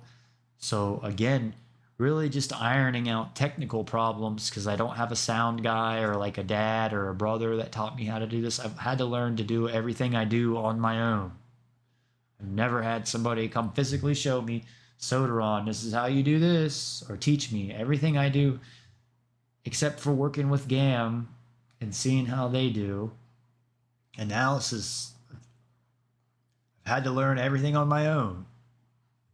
So I will be back in 10 or 15, 20 minutes, and we will get the last game in. And then I probably won't be around for a couple of days just to rest my voice, or a day off. Mondays are normally my laundry day, and today is Sunday already. So, and I'm missing some matches I want to VOD review for the LCK. That's okay. They don't come back Wednesday, so Tuesday will be another day to watch stuff. So things are working out. I get a little frustrated midstream where they're not working out the way I want to or plan to, but that's how life is. So, like I said, I complain. I have a dog and call him a little one. He's 14 years old. I'm sure a good bit of you out there have a little one or a few little ones that there's no way you can even begin to have a stream and not being interrupted and stuff. So, yeah, my dog's slowly learning to handle this with me and stuff, and I'll get better at it where I won't get interrupted as much, or like maybe take him for a walk. And there's certain times where, like a lot of times in the day, my day here, he sleeps all afternoon. So I guess I need to do it in the morning in my time, like about now, or like 9 or 10 o'clock in the morning. And I think my dog would actually sleep, and I wouldn't even have him wake up and want to go outside all the time. So that's another thing. Again, I'm not frustrated or mad at anything. It's just part of working this out. Sometimes I get a little frustrated when I get interrupted when I'm doing something, but I'm not really a parent like most of you, so I'm just learning how to be a parent. So I will take my AFK and be back. See you soon here on the Soda stream.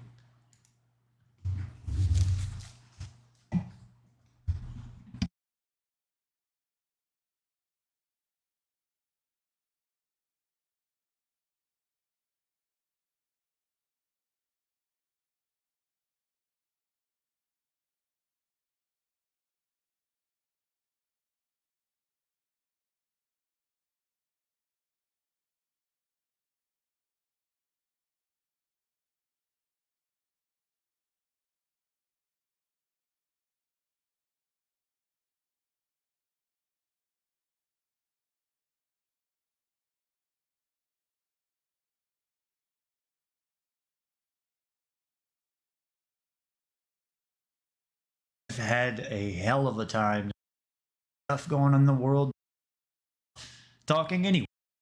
Returned in 3 hours of 46. HLE.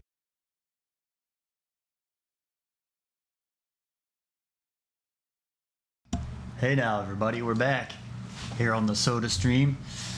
So we got through the first 2 games. There's one more. It's tied up. HLE won the first game. T1 came back and won the second game. Maybe if it wasn't Quinn and it was Renekton or something, HLE would have won that second game. So here we go into game 3. I'm starting to run out of steam. So, and you probably won't see me for 2 days because Monday's my laundry day and probably my day off. It'll allow me time to learn to video edit stuff out. I was wanting to do like a 3-hour VOD review. It's already turned in 3 hours of 46 minutes, give or take. Maybe like 46 minutes of it's AFK anyways. Maybe I only have like 2.5 hours of real stuff talking anyways. So it'll allow me to learn how to edit stuff a little bit better. So everything's on the up and up here on the Soda stream. There's a lot of crazy stuff going on in the world today. I'm kind of into spiritual stuff. I've had a hell of a time tonight. Just the vibe and negativity just all around. So again, I'm not getting political or the state of the world or anything, but I've had a hell of a night trying to get this done. I'm not one that gives up, so I'd keep plugging away and plugging away. So here we go into game 3, match 36.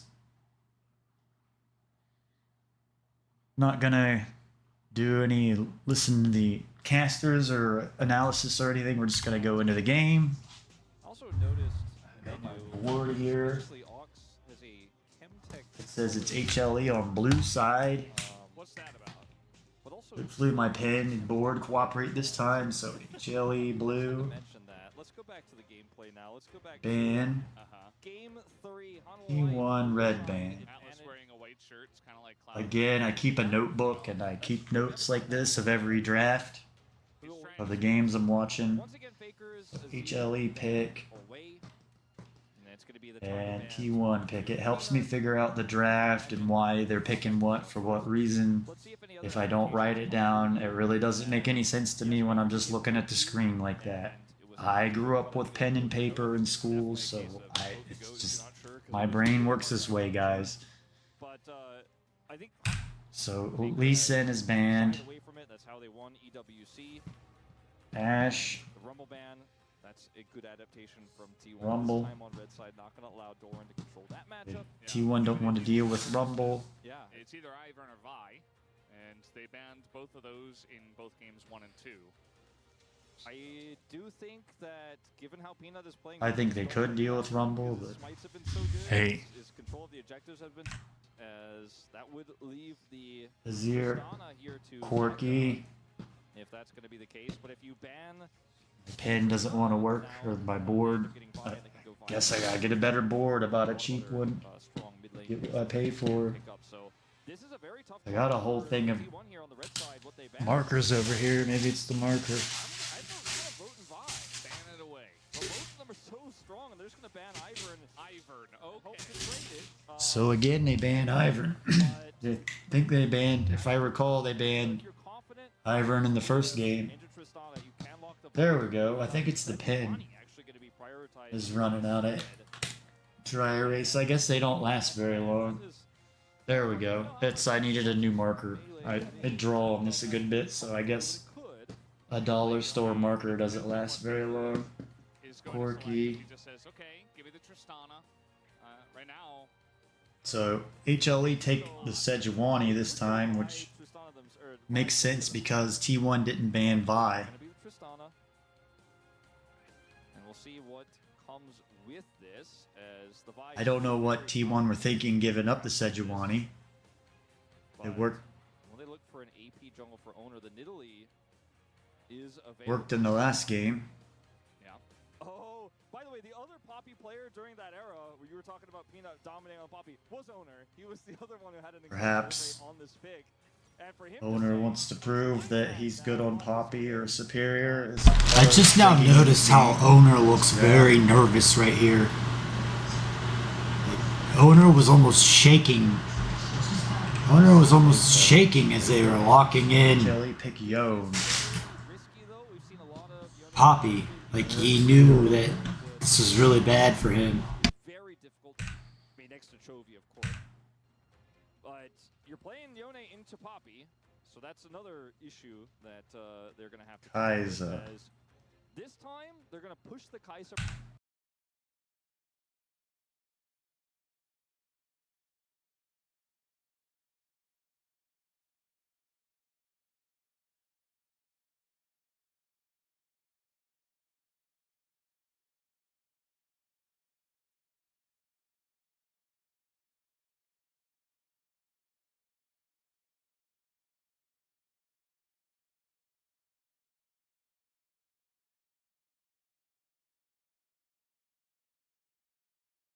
Kai'Sa, especially in isolation. Braum. Yeah, Yeah, seems roaming like supports. they want the flexibility to Can pick fill it the out my spot, draft not sheet. have to worry.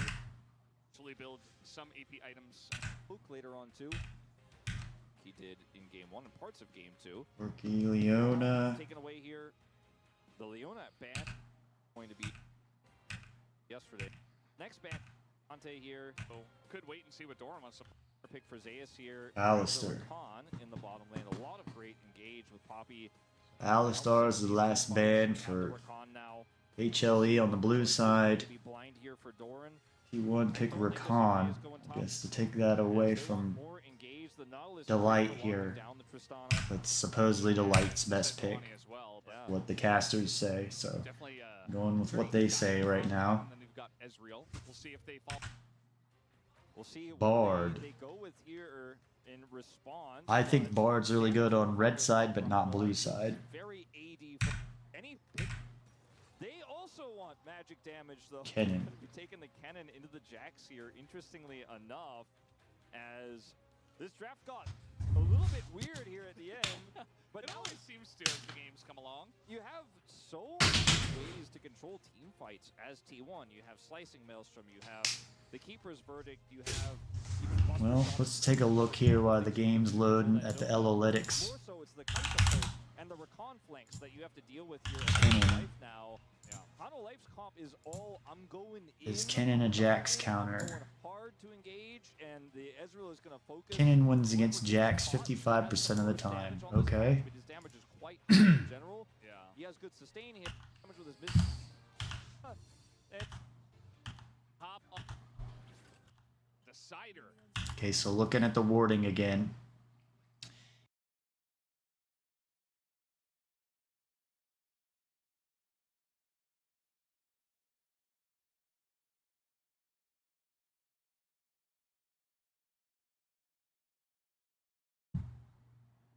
Okay. Moving forward. Could go further in depth with that, but just gonna keep going. Very, very good. Shout out to them because not a lot of teams can challenge T1 outside. Should be able to do these soon where I get up earlier in the day and I'll sit here and drink tea all the time or coffee or anything. I'll have more energy. Somehow, always. How life esports in T1. yeah, no, I mean, it has been over the Carrie has got the very, very exciting to watch these two collide. right secondary rune tree I want to see, so maybe he's taking the zombie ward in this, or maybe Delight's taking the zombie ward or Ghost Poro. They focus on this matchup. They prepare incredibly well. They over Really just waiting to see what the runes even though T1 has kind of been our perennial Or- second place, or or at least top 2.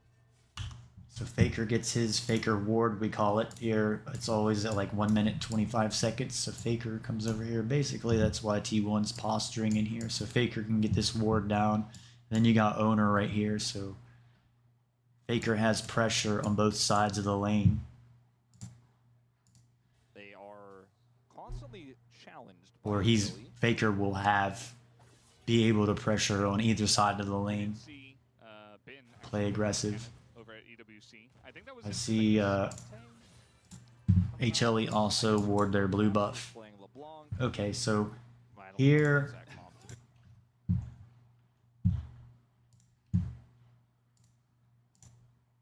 here they take it.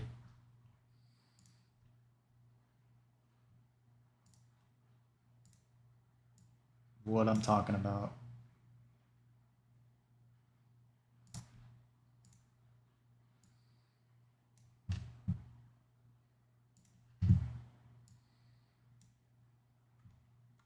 The junglers don't have it. Let me see something here.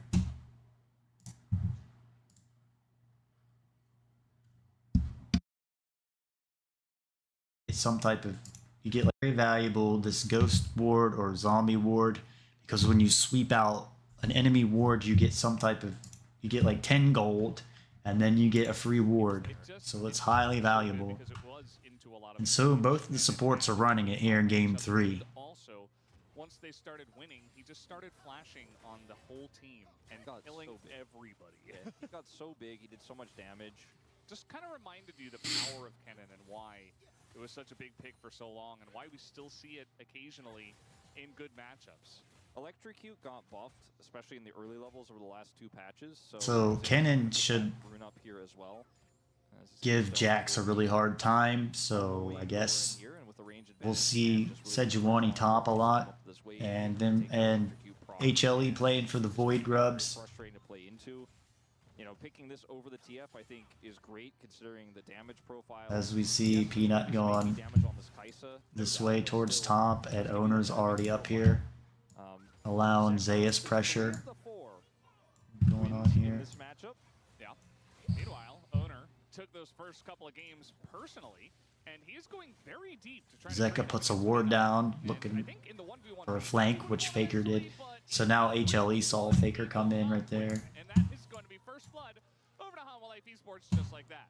Well, there's your action blast cone at least. Yeah. So that wasn't really great of Owner right there. I should probably replay and look at that, but I don't have the time right now, so we're going to keep it rolling. You could always replay it and look. I don't know if this is Faker's fault in this case, or really Zeka's outplay just shows up because Owner was trying to get... Owner didn't lose his flash there, which is probably good. He didn't use it. He's going to need it to gank.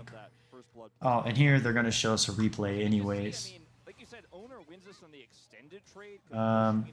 Yeah, it was just Zeka came in here, and then Faker was too late. He was spotted on a ward, so there was nothing really. Jax was there to collapse. Kennen wouldn't have got there in time. I mean, he didn't even pick up the buckler because he was so certain that he would be able to push Peanut away that he just ignored it and just beeline straight for where Peanut would try. So this tells me that and that works if you HLE is going to get the Void Grubs at 5 minutes because they got the Scuttle Crab that pretty much claims that, and then Peanut's up here allowing pressure for Zeka. Here comes Owner, counter adding pressure. And Faker now getting some damage in, but at the end of the day, this is Ione after all, and he will be able to get away. Now Peanut's going to find him again, and Owner's just going to start getting shut down in this game.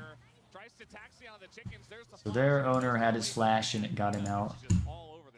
Peanut is having a fantastic series.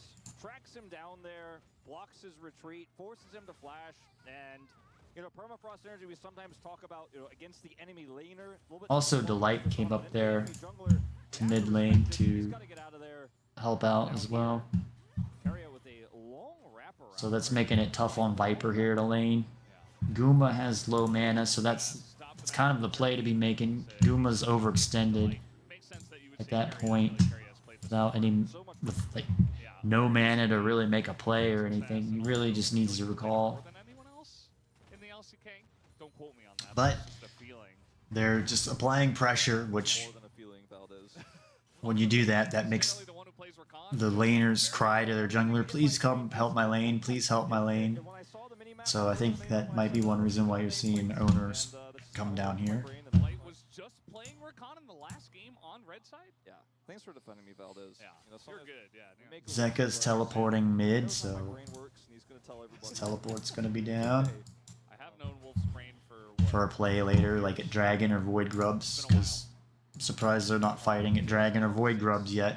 He still has electrocute. Looks like the top match is going in Zeus' way.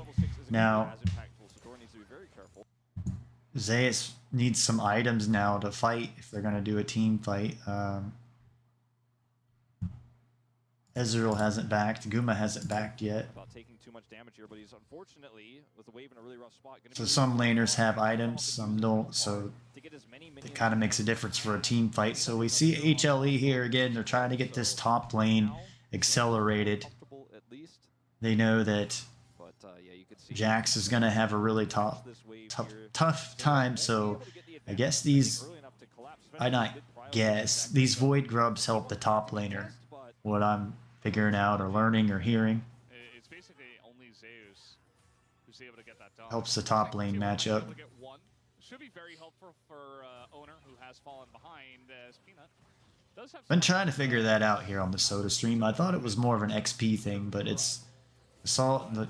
talked about it the last game. It really helped keep Renekton even with Quinn or get ahead of Quinn when you shouldn't. So that game clearly showed me the power of the Void Grubs to snowball the top lane. Yeah, definitely true. Looked pretty doomed for him. Did not want to flash, but has to ultimately use it there. Baker's ult is down. Opportunistic to try to come in there for the punish. Remember, Zeka's ult, or no, Zeka's flash is down. Very, very risky call there from Zeka, but did have the prio leading up until that moment. You know, maybe had a little bit of guilt that he wasn't able to come over there and help secure the third, but they get 2 for 3. So denying that Tristana, the 5 grubs, that big number that she... Baker's got a 10 CS lead. He goes back and gets a call with some boots and a health pont. Gonna need some items if they're gonna get into a team fight at the Dragon or something. Eventually, will just be soundboards. So looks like T1. I was gonna say it looks like T1's going over here to prep the Dragon Pit. Zeka is on Yone again. Yeah, it's trying to go for the big wraparound here is HLE Esports. Owner has been bullied quite a lot in this game, but he's been able to catch up. He's level 6. So here's Zeka and Peanut working together to shut down Owner, and he just got taken down for the second time here in 8 minutes. And Faker's coming up here to collapse on him, but I was going to say they get spotted on a ward, but no, that's T1's ward. Zeka has ult, and you're going to be able to fly through that Poppy, no problem as the Yone in that situation. Clean setup. I like this ward that's in the mid lane. It's always a good spot if you're a mid laner and don't know where to ward. Put it in the middle of the lane like that. I think that was Zeka's ward. The impact that we've seen from him on Gen.G, or that we saw from him in spring. First few games were a little bit rocky. The D+ series, I think, was where he got a lot of the heat. And now looking at D+'s standings, you could Okay, so T1 get the Scuttle Crab. This should secure Dragon for them. Claim. So they start on it. Delight's there trying to zone him out or do some damage or something. So I guess he goes mid lane to apply pressure. Shove the wave. He was probably thinking it. So HLE give this Dragon over, even though they had a lead. I think if they tried to, of course the teleports are down. Okay, so there's one thing. There was a good reason to take the Dragon if you're T1 because their teleports were down. Zeka and Doran. Don't really need to see this play. Sets up the top side aggression. Does mean that there's an equal and opposite take there for T1 cross map. Zeka thought he was trying to stop Faker's back. I guess he didn't know where Faker was backing necessarily, but won't end up getting anything there. It's Chemtech second, so Ox's shirt and, you know, the pants of Dagon over there not cursing us to another. Not even Alice's shirt can bring us the Cloud Soul. Nope. Notice carry is uncharted territory. Well, if this series was Roman top and then mid. HLE's lane swapping right now, so I think that's what T1's trying to figure out. Something weird's going on because Carry didn't know to go top or middle. Blue, so it should be Hextech. Yeah, your jacket's blue also. Yeah, that's what he said. Oh, I thought you were saying saying his jacket was blue. No, my jacket is blue. Ah, okay. And according to you, also my jacket is blue. Yeah. My jacket is gray / white. Yeah. Double Hextech. We have had So T1 start up the Void Grubs here. Which is a lot. And Dragon's not up for 3 minutes. Play here for the Grubs. We'll see if they can get all 3. That would be very nice. Zeus, you know, is relatively close by. It's really hard to push in here into the cannon as HLE. Yeah. And I think they're just going to simply give this up. The Ezreal attempt is nice, does a lot of damage, but they can't get in there. Zeka already resigned to pushing that wave into mid. Okay, so then they're going to go push top lane. The take there, Zoner. There's, again, lane swap. Both the top laners are here in bottom lane now. Ultimate does come down, so wants to make sure he's followed up on. And though Zeka was pretty far away. Yeah, and at the end of the day, I mean, T1, they get all the grubs. They are still behind on gold. Just trying to see like where they are getting that lead. It's probably just the 2 kills going over to Zeka. Zeka's kills. Where they do have the majority of that lead, but you know, no turrets taken or anything like that. Farm is pretty much equal across the board, except for Zeus, who does have that. HLE have a 1,000 gold lead. Both bottom laners on the bottom side, down to 3 apiece. They also have a nice deep ward here down in the enemy. Lane as well, but it's not a huge lead. It's just 1,000 gold here. It's not a deep ward, but in the enemy jungle. Starting of. He's going to throw that up, and Doran already a ton of damage done to him as everybody's in here, but now the follow-up comes Okay, in so from T1 invest.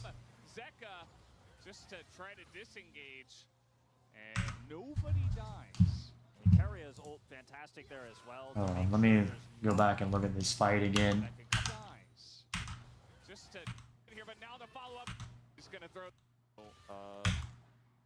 Because Peanut hit Zeus with the ult, and Zeus was about to. Is he gonna ult Jax there under the turret? But he is Kennen, and he's gonna throw that up, and Doran already a ton of damage done to him as everybody's in here, but now the follow-up comes in from T1. Excellent ult from Zeka. And here comes to try to disengage. Faker teleporting bottom lane. Carria's ult fantastic there as well to make The Vipers rotated middle. None of the turrets are down yet. Trade, or not trade, but take a kill back there for T1 on the collapses. It looked like, you know, it was a bait for Doran, but it was really a bigger and larger bait by T1 to try to set that one up. So far in this game, T1's fed Yone 2 kills, 2 takedowns. Without a flash, without a Probably not the guy you want to start snowballing. Is a little bit less strong in terms of engage as Faker. Yeah, he was able to buffer that, and it does feel like in general the Tristana should enjoy playing into the Yone, but Zeka. So there's been a few missteps from Owner in this game, in the wrong place at the wrong time, being too aggressive, Can just close the gap very getting punished. Not able to do much and can even threaten the kill. So yeah, see if Yone Zeka can do that in the future. That's definitely where the real permafrost synergy has been this game. Fortunately, Doran playing into this Kennen with Electrocute is really down on farm. He's down 27 CS at the moment, and he also laning into the Tristana isn't going to have a good time. He's not going to have a good time into the Kennen, so his side lane threat. You know, I was talking about Rumble and the Zhonya's earlier. I was more thinking Kennen, and I don't know why I said Rumble. That his ult, Kennen, you can ult while Zhonya's, which is same thing with Rumble, but it doesn't like have this. We saw the trade pattern actually have the same type of way it does damage. Like I was trying to say, Rumble has like a long range type of thing where Kennen's is around him, so then people try to attack him and use Anya's, and then you ult, and then you don't take any damage. But Rumble is kind of like that, so that's what I was talking about.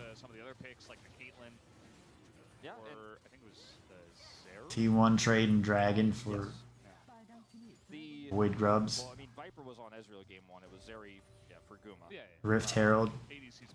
Right. So it's a dragon here. It's Infernal Soul to come through. So I don't know who's wearing red, but T1 fans in the audience definitely are, and it is going to be the very impactful soul for them with the 2 Drake lead. Doran, I don't think will be punished here by Carry. There's Flash. Kennen's ahead. Here comes Peanut. Zeka's ahead. He will just get away scot-free. Okay, but that means that they end up hurting a turret, and Doran doesn't get engaged on, but it also doesn't really impact. Bottom lanes are even. That turret is just so difficult for Doran to take out. So far, the two stumbles from Owner are and going to the wrong guy, Yone. Yes, Zeka's Yone.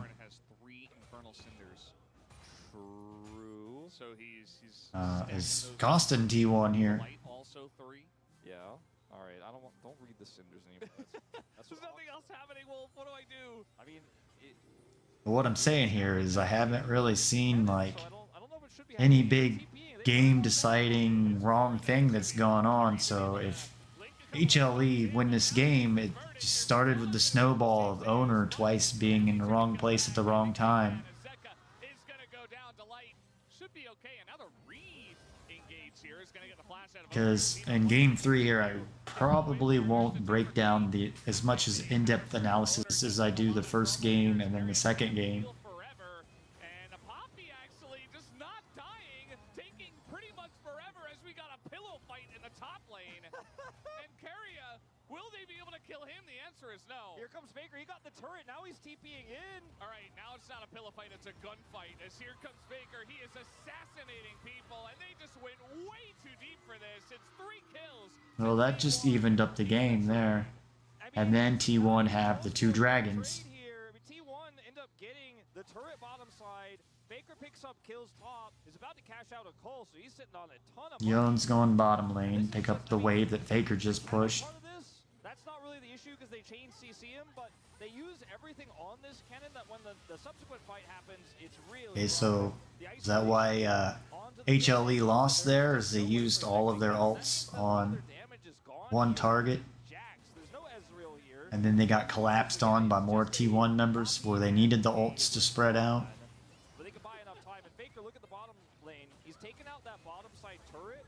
And while this extended exchange happens, he's got so many different places to TP to. So, okay, we're winning this, right? Well, not anymore. And unfortunately for Hanwha Life, they spend a ton of... So their ults and summoner spells are down. HLE, that is, it just lost. Comes up here as well and commits his ultimate, but at the end of the day, I think this is a big trade-up for T1. They even TP to mid, so not much damage done there either. I mean, it's a kill to a Kai'Sa, a kill to a Tristana, extra turret bottom, just a trade-up all around. T1 actually... T1 have a lot of deep vision down here in the HLE bottom side jungle. And they also got those first couple of drakes, so we'll see if they can look for this Inferno. Dragons up in a minute and 30 seconds. But yeah, I feel like, you know, Doran, he got the 1 kill in the sequence, but it's going to take a long time until we see... Looks like Zeka's gonna get a good bit more gold now, which he doesn't need. I think he's just going to be a Counter-Strike bot, actually. Oh. I don't know if he's ever going to do... I don't know if he's ever really going to... Faker, but Faker matched, got 300 gold too. Faker dies or there's a big teleport accident, right? I mean, right now he has TP advantage over both side laners. Like, So if the fight gets messy, like maybe... Really, Faker's on his 2 items, and Yone is not yet.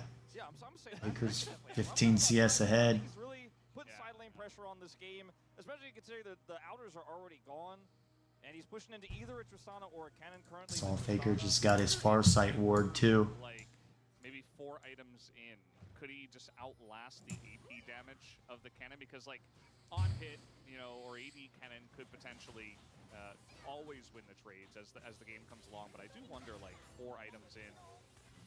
I think the problem is the stun and the movement speed of the cannon that gets him away, that eventually, no matter what, the cannon just kind of... You just never get counter-struck. Yeah, so you just never You get... see Guma just picked up his second item, a Rage Blade. But that's kind of the big gaping hole. Ezreal's still just on his Caulfield's hammer and a tier. Yone down here, catching the bottom wave. His teleport's about to be back up. Again, the Dragon's live. Oh, so teams should be fighting or prepping over this Dragon, and it'll probably come down to who has the 2 items and who doesn't in this team fight. Unless there's some bad positioning. Or... Engage comes in, but that is a Jax as an ult sails wide. They're looking for the isolation on a Zeka. He gets incredibly low, but also pushed over the wall. He does have TP, but I don't think he's getting out and back. So it looks like... Yeah, gotta buy some time. Oh, here's the engage from Keria, and they get the full-on wombo combo onto that. Looks like I was going to say HLE are going to lose the Dragon there because Zeka got so poked out by damage. He teleported back in here. Peanut stole some dragons today, but they don't get that one. So T1, they're like 2k gold ahead now. They got 3 dragons. play, they had a lot of control, but even with Hanwha, They should win this game. they're having the prio on the Dragon. The engage just doesn't work out. They collapse onto Zeka. Should be able to close this game out by like 30 minutes. Jax is gonna go. Nope, not actually. No. What was the sideline value? Getting the Baron for free. And then, you know, the exhaust for Delight isn't up. It's just coming up. He uses the Tempered Fate to actually buy time for Zeka to return, so they don't have that to peel for the engage. But then they just get engaged. Well, I mean, that's the thing. Like, once you I don't really. and use the Tempered Fate, T1 are like, well, they don't got anything. So Zeka gets pushed out. Buster. Epic Pen makes it hard to click the play button again. It's a little annoying. And the attempted steal here from Peanut. He's had a few good ones today, but unfortunately, just a bridge too far in this situation. Now T1, I mean, poised to take this third game. They have so much control. Engage here on Aguma. He's able to cleanse out of that one, but T1, we're pushed up pretty far here with the Baron buff, as now Peanut in a little bit of trouble as the Tempered Fate. We'll see if it works out. Zeka just gonna. Looks like Bardal just did a lot of work to disengage T1 right there.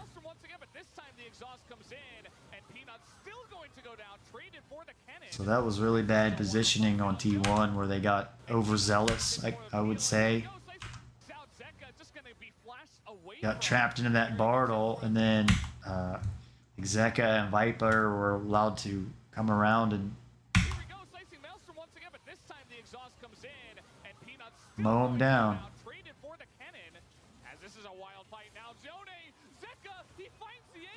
Big Yon ult. Immediately, T1 not respecting the engage from Hanwha Esports this time around. Yeah, and the Tempered Fate actually really messes up T1's plan, and then Carrier, I think, panicking, ults to try to defend during the interim, and then the ult comes through from Kennen, but the exhaust, as you So Doran's starting to get really behind. Shuts down the Kennen, and then it's just kind of a front to back 150 CS to 209. Counter-strike, and T1 can't push in further, and it's a really nice front to back, and this Baron feels like Kennen's on his 2.5 items. They end up getting caught, collapsed on that inner 1.5. turret. We'll watch this again. So Peanut's on the flank here, right? Delight's on the other side. Bolts onto Guma first.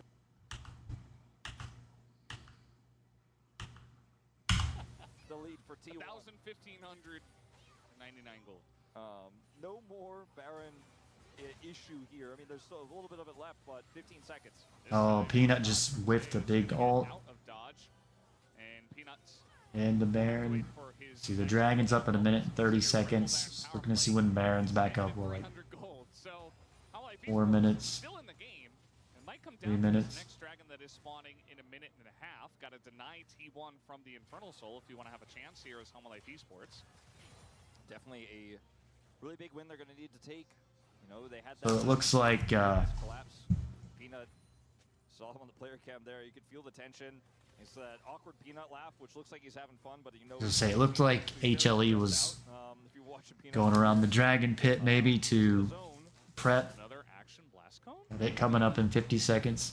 Infernal Soul. Because T1's going to get the Dragon Soul off of this. It's going to be their 4th Dragon. Unbound Soul is going to mean that Carries down there and gets clearing out vision right now. Again, I apologize. I'm starting to get a little sleepy, so my telestrator, I'm just losing gas on this stream. Would love to have highest quality VOD every time, but it's, I guess, impossible. Guma's on his 3 items already. With that great play to punish the inner attempt. Let's see how this fight's going to break Baker's on his 3 items. Poppy's got a Warmogs and Zeke's Convergence. Zeus is about to hit 3 items. Rakan already has his Warmogs. Bard is on Iron Solari Trinket. Trinket of Iron Solari.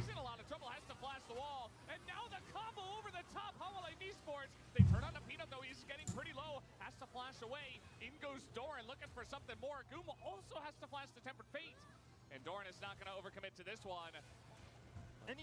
They'll show a replay. We'll just... I'm not going to rewind because I know they'll show a replay. Not much counterplay, and this is looking great for HLE. Baker's teleporting in. So HLE steal the Dragon from T1. Esports are clawing their way back into this game. game. And I like how you say clawing because this is just one step of many. It's the second in a row, the second big win here. As you can see, as the neutral fight is being contested, Doran knows that Kennen is flanking, calls this one Okay, so out. Dorn is in the bottom lane. Behind Zeus. I was looking at Zeus, and then I was looking at where Dorn was. Dorn was down here one more layer. Zeus was back here trying to make some type of flank behind play, and he got caught out. Zeka, Dorn, Delight, Zakaria, Guma. Owner kind of got baited here. It looks like Owner kind of got a little frustrated in this match. Yes, he has his ult for a little bit of self-heal here, but the rest of T1 aren't able to capitalize or punish. Look at this true shot from Viper. Not only takes out the cannon, but puts Faker so Dorn has the Q so he can get over the wall, smack some people. He gets a reset, then his fight is playable. They get the flashes with the Tempered Fate as well as the Dragon. And Faker's TP, the cherry on top for Hanwha Life, that being expended for no gain. Delight.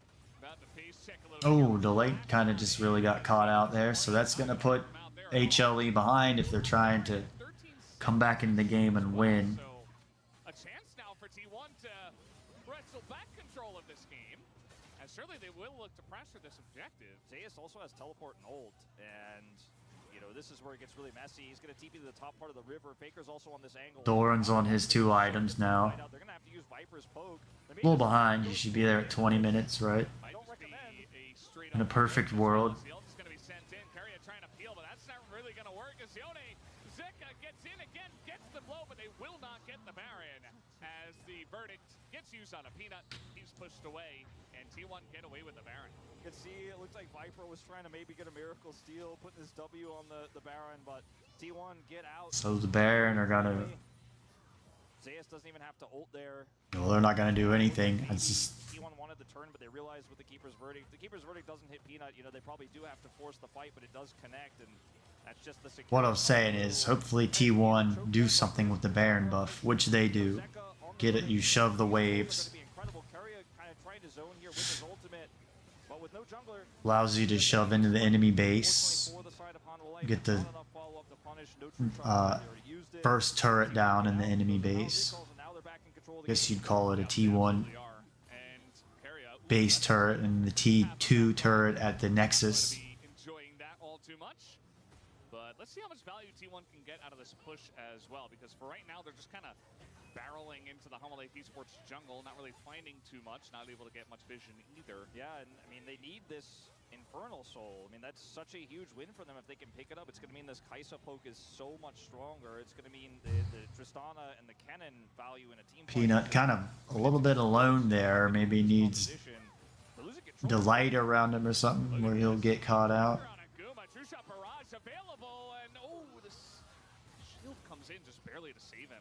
You see Viper nearly dealing double the damage of the next person, which is Faker, as he has crested 30k at 28 minutes. Viper is just, he's in Ezreal mode today, and he is going to get it done. Timing of that true shot is fantastic. Shield does deny the kill, but I mean, this is T1's Baron, and they're getting pushed in hard on mid. There's still a minute 45 left on this Dragon, so T1 could try to find some value elsewhere. That inner turret top lane and the inner turret bottom lane are up, but they just don't have enough control to actually try to force this. Yeah. Barry setting up some deep vision here. I think the issue with this power play is that, you know, right before they got the Baron, they were actually being pushed off the map by Hanwha Life. Kind of like a lull state, they call it, where there's not really anything to talk about. The teams are going in and clearing out vision, working together. Delight and Peanut working here, working together. Fixing the entire map. Mid laners are where they should be. Jax is down here, solo split, pushing out the bottom wave. He's got his teleport up. Zeus's teleport is down, so I guess I could talk about, like, his teleport is down. Baker's teleport is up. Now Dorn and Zeka have their teleports up, so HLE should make some type of play here where Zeus can't come in because his teleport's down. The Dragon's back up in 30 seconds, so this is kind of a bad time to have Zeus's teleport down. So Dragon will be back up. Hanwha Life just sitting patiently here. Waiting to punish a mistake. Maybe it'll be back up 16 for in Zayas. no. Say maybe it'll be back up in 20 seconds when the dragon's up, or almost. Let's see. I mean, Pina a little bit caught up, and now Where is Zayas? Zayas is here at the dragon pit. Doran weaving around his stick, but it's not going to be able to do enough. The counter-strike doesn't even go off, and the temper fate not going to help. Owner gets Peanut. With the knock-up here, excellent timing. That's going to be the end of 3 members of Wildlife Youth. So here comes the Dragon Soul, I guess, for T1. Does mean that T1 get Infernal Soul. Infernal Soul gonna go the way of T1. Lot of fight over Prio there, but it's engaged from Carrier. The setup was really clean, and Peanut just way too far forward there is chunked down, and Viper's not able to offer back. Okay, so T1's down here shoving damage with this Infernal into Soul. Turns not long for this HLE's Soul. base. Coming through. Oh man, they're Zeka? still trying to make something happen here. Viper and Zeka, they're just on something today. You expected out of Zeka on the Yone, but as you mentioned, Viper's just in Ezreal mode. Well, unfortunately, they get nothing, and that means a free push here bottom side. No flash for Doran, and he couldn't flash for the counter-strike, so they just back up mid, push down bottom, they grab that turret. So 5 minutes 30 seconds for the Elder Elder Dragon. A minute and 30 seconds till the Baron's up. So good at maybe, you know, I wouldn't say T1 look like this is their game. They got like a 6K gold lead. They've got the Dragon Soul. Card game. When you add this Infernal Soul on top of the map control T1 already had, they get the free backs. It's pretty rough as Zeka is Owner's trying to prove that he's better than Peanut on the normal cannon stun here. Poppy. Peanut way out in no man's Really land. didn't do much on that though, Split by not even because a normal flank on a cannon, he just Peanut like has been knocking people far away every single time on Poppy. against Doran. And I don't think it looked like Owner hit that time. He just stunned him against the wall.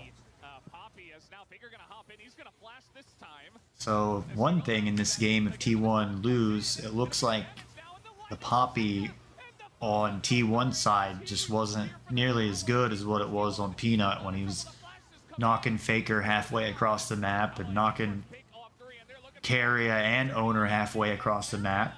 And Guma as well being chased down here. And they're looking at, okay, are they actually going to do this? Here comes Viper. Oh, man. Getting pretty frisky with it, but not going to commit. And now the So they should get this turret, maybe break into the enemy base. They could probably almost in this game. Just a Kaisa for the defense. some low health bars, or rather, long death timers here. I think they can end the game if they push. Yeah. This might just be the end of the game. And this is like in solo queue. People waste so much time. People waste so much time arguing with each other, like, can we finish it or not finish it, when, look, it only takes like 20 seconds to finish out the game. If you work together as 5. So, it just... Owner's Poppy just really didn't look good at all compared to Peanut. I mean, hopefully Peanut got player of the game or MVP, because he made a lot of really good knock-up ults.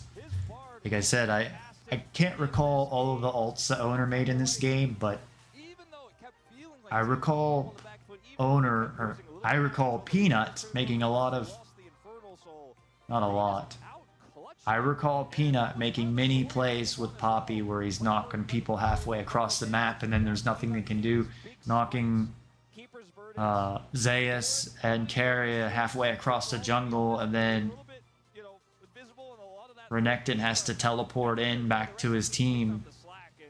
I didn't see that out of Owner.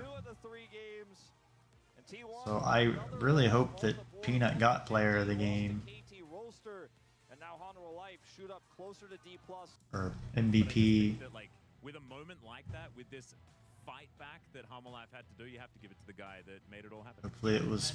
Oh, look, Peanut got it. If anything, I didn't think that Ivan and Vi would all... That's it for today's Sodaron stream, everybody. Thank you for watching, and make sure to follow my Twitch channel at twitch.tv/Sodaron. LCK match, HLE versus T1. Check out my YouTube page and subscribe for more League of Legends and other esports and video game content. Give me a couple days. Make sure to tell your friends. You guys, if you really enjoy it, or it's not hard for you to go and dig through and fast forward and stuff, so it shouldn't really be a big deal. So, see you again. Thank you for joining the Sodaron stream, Make sure to follow my channels, twitch.tv Sodaron, and I have a YouTube channel. Make sure to tell your friends, follow me on social media, and I'll see you next time. And also, we are facing T1 again.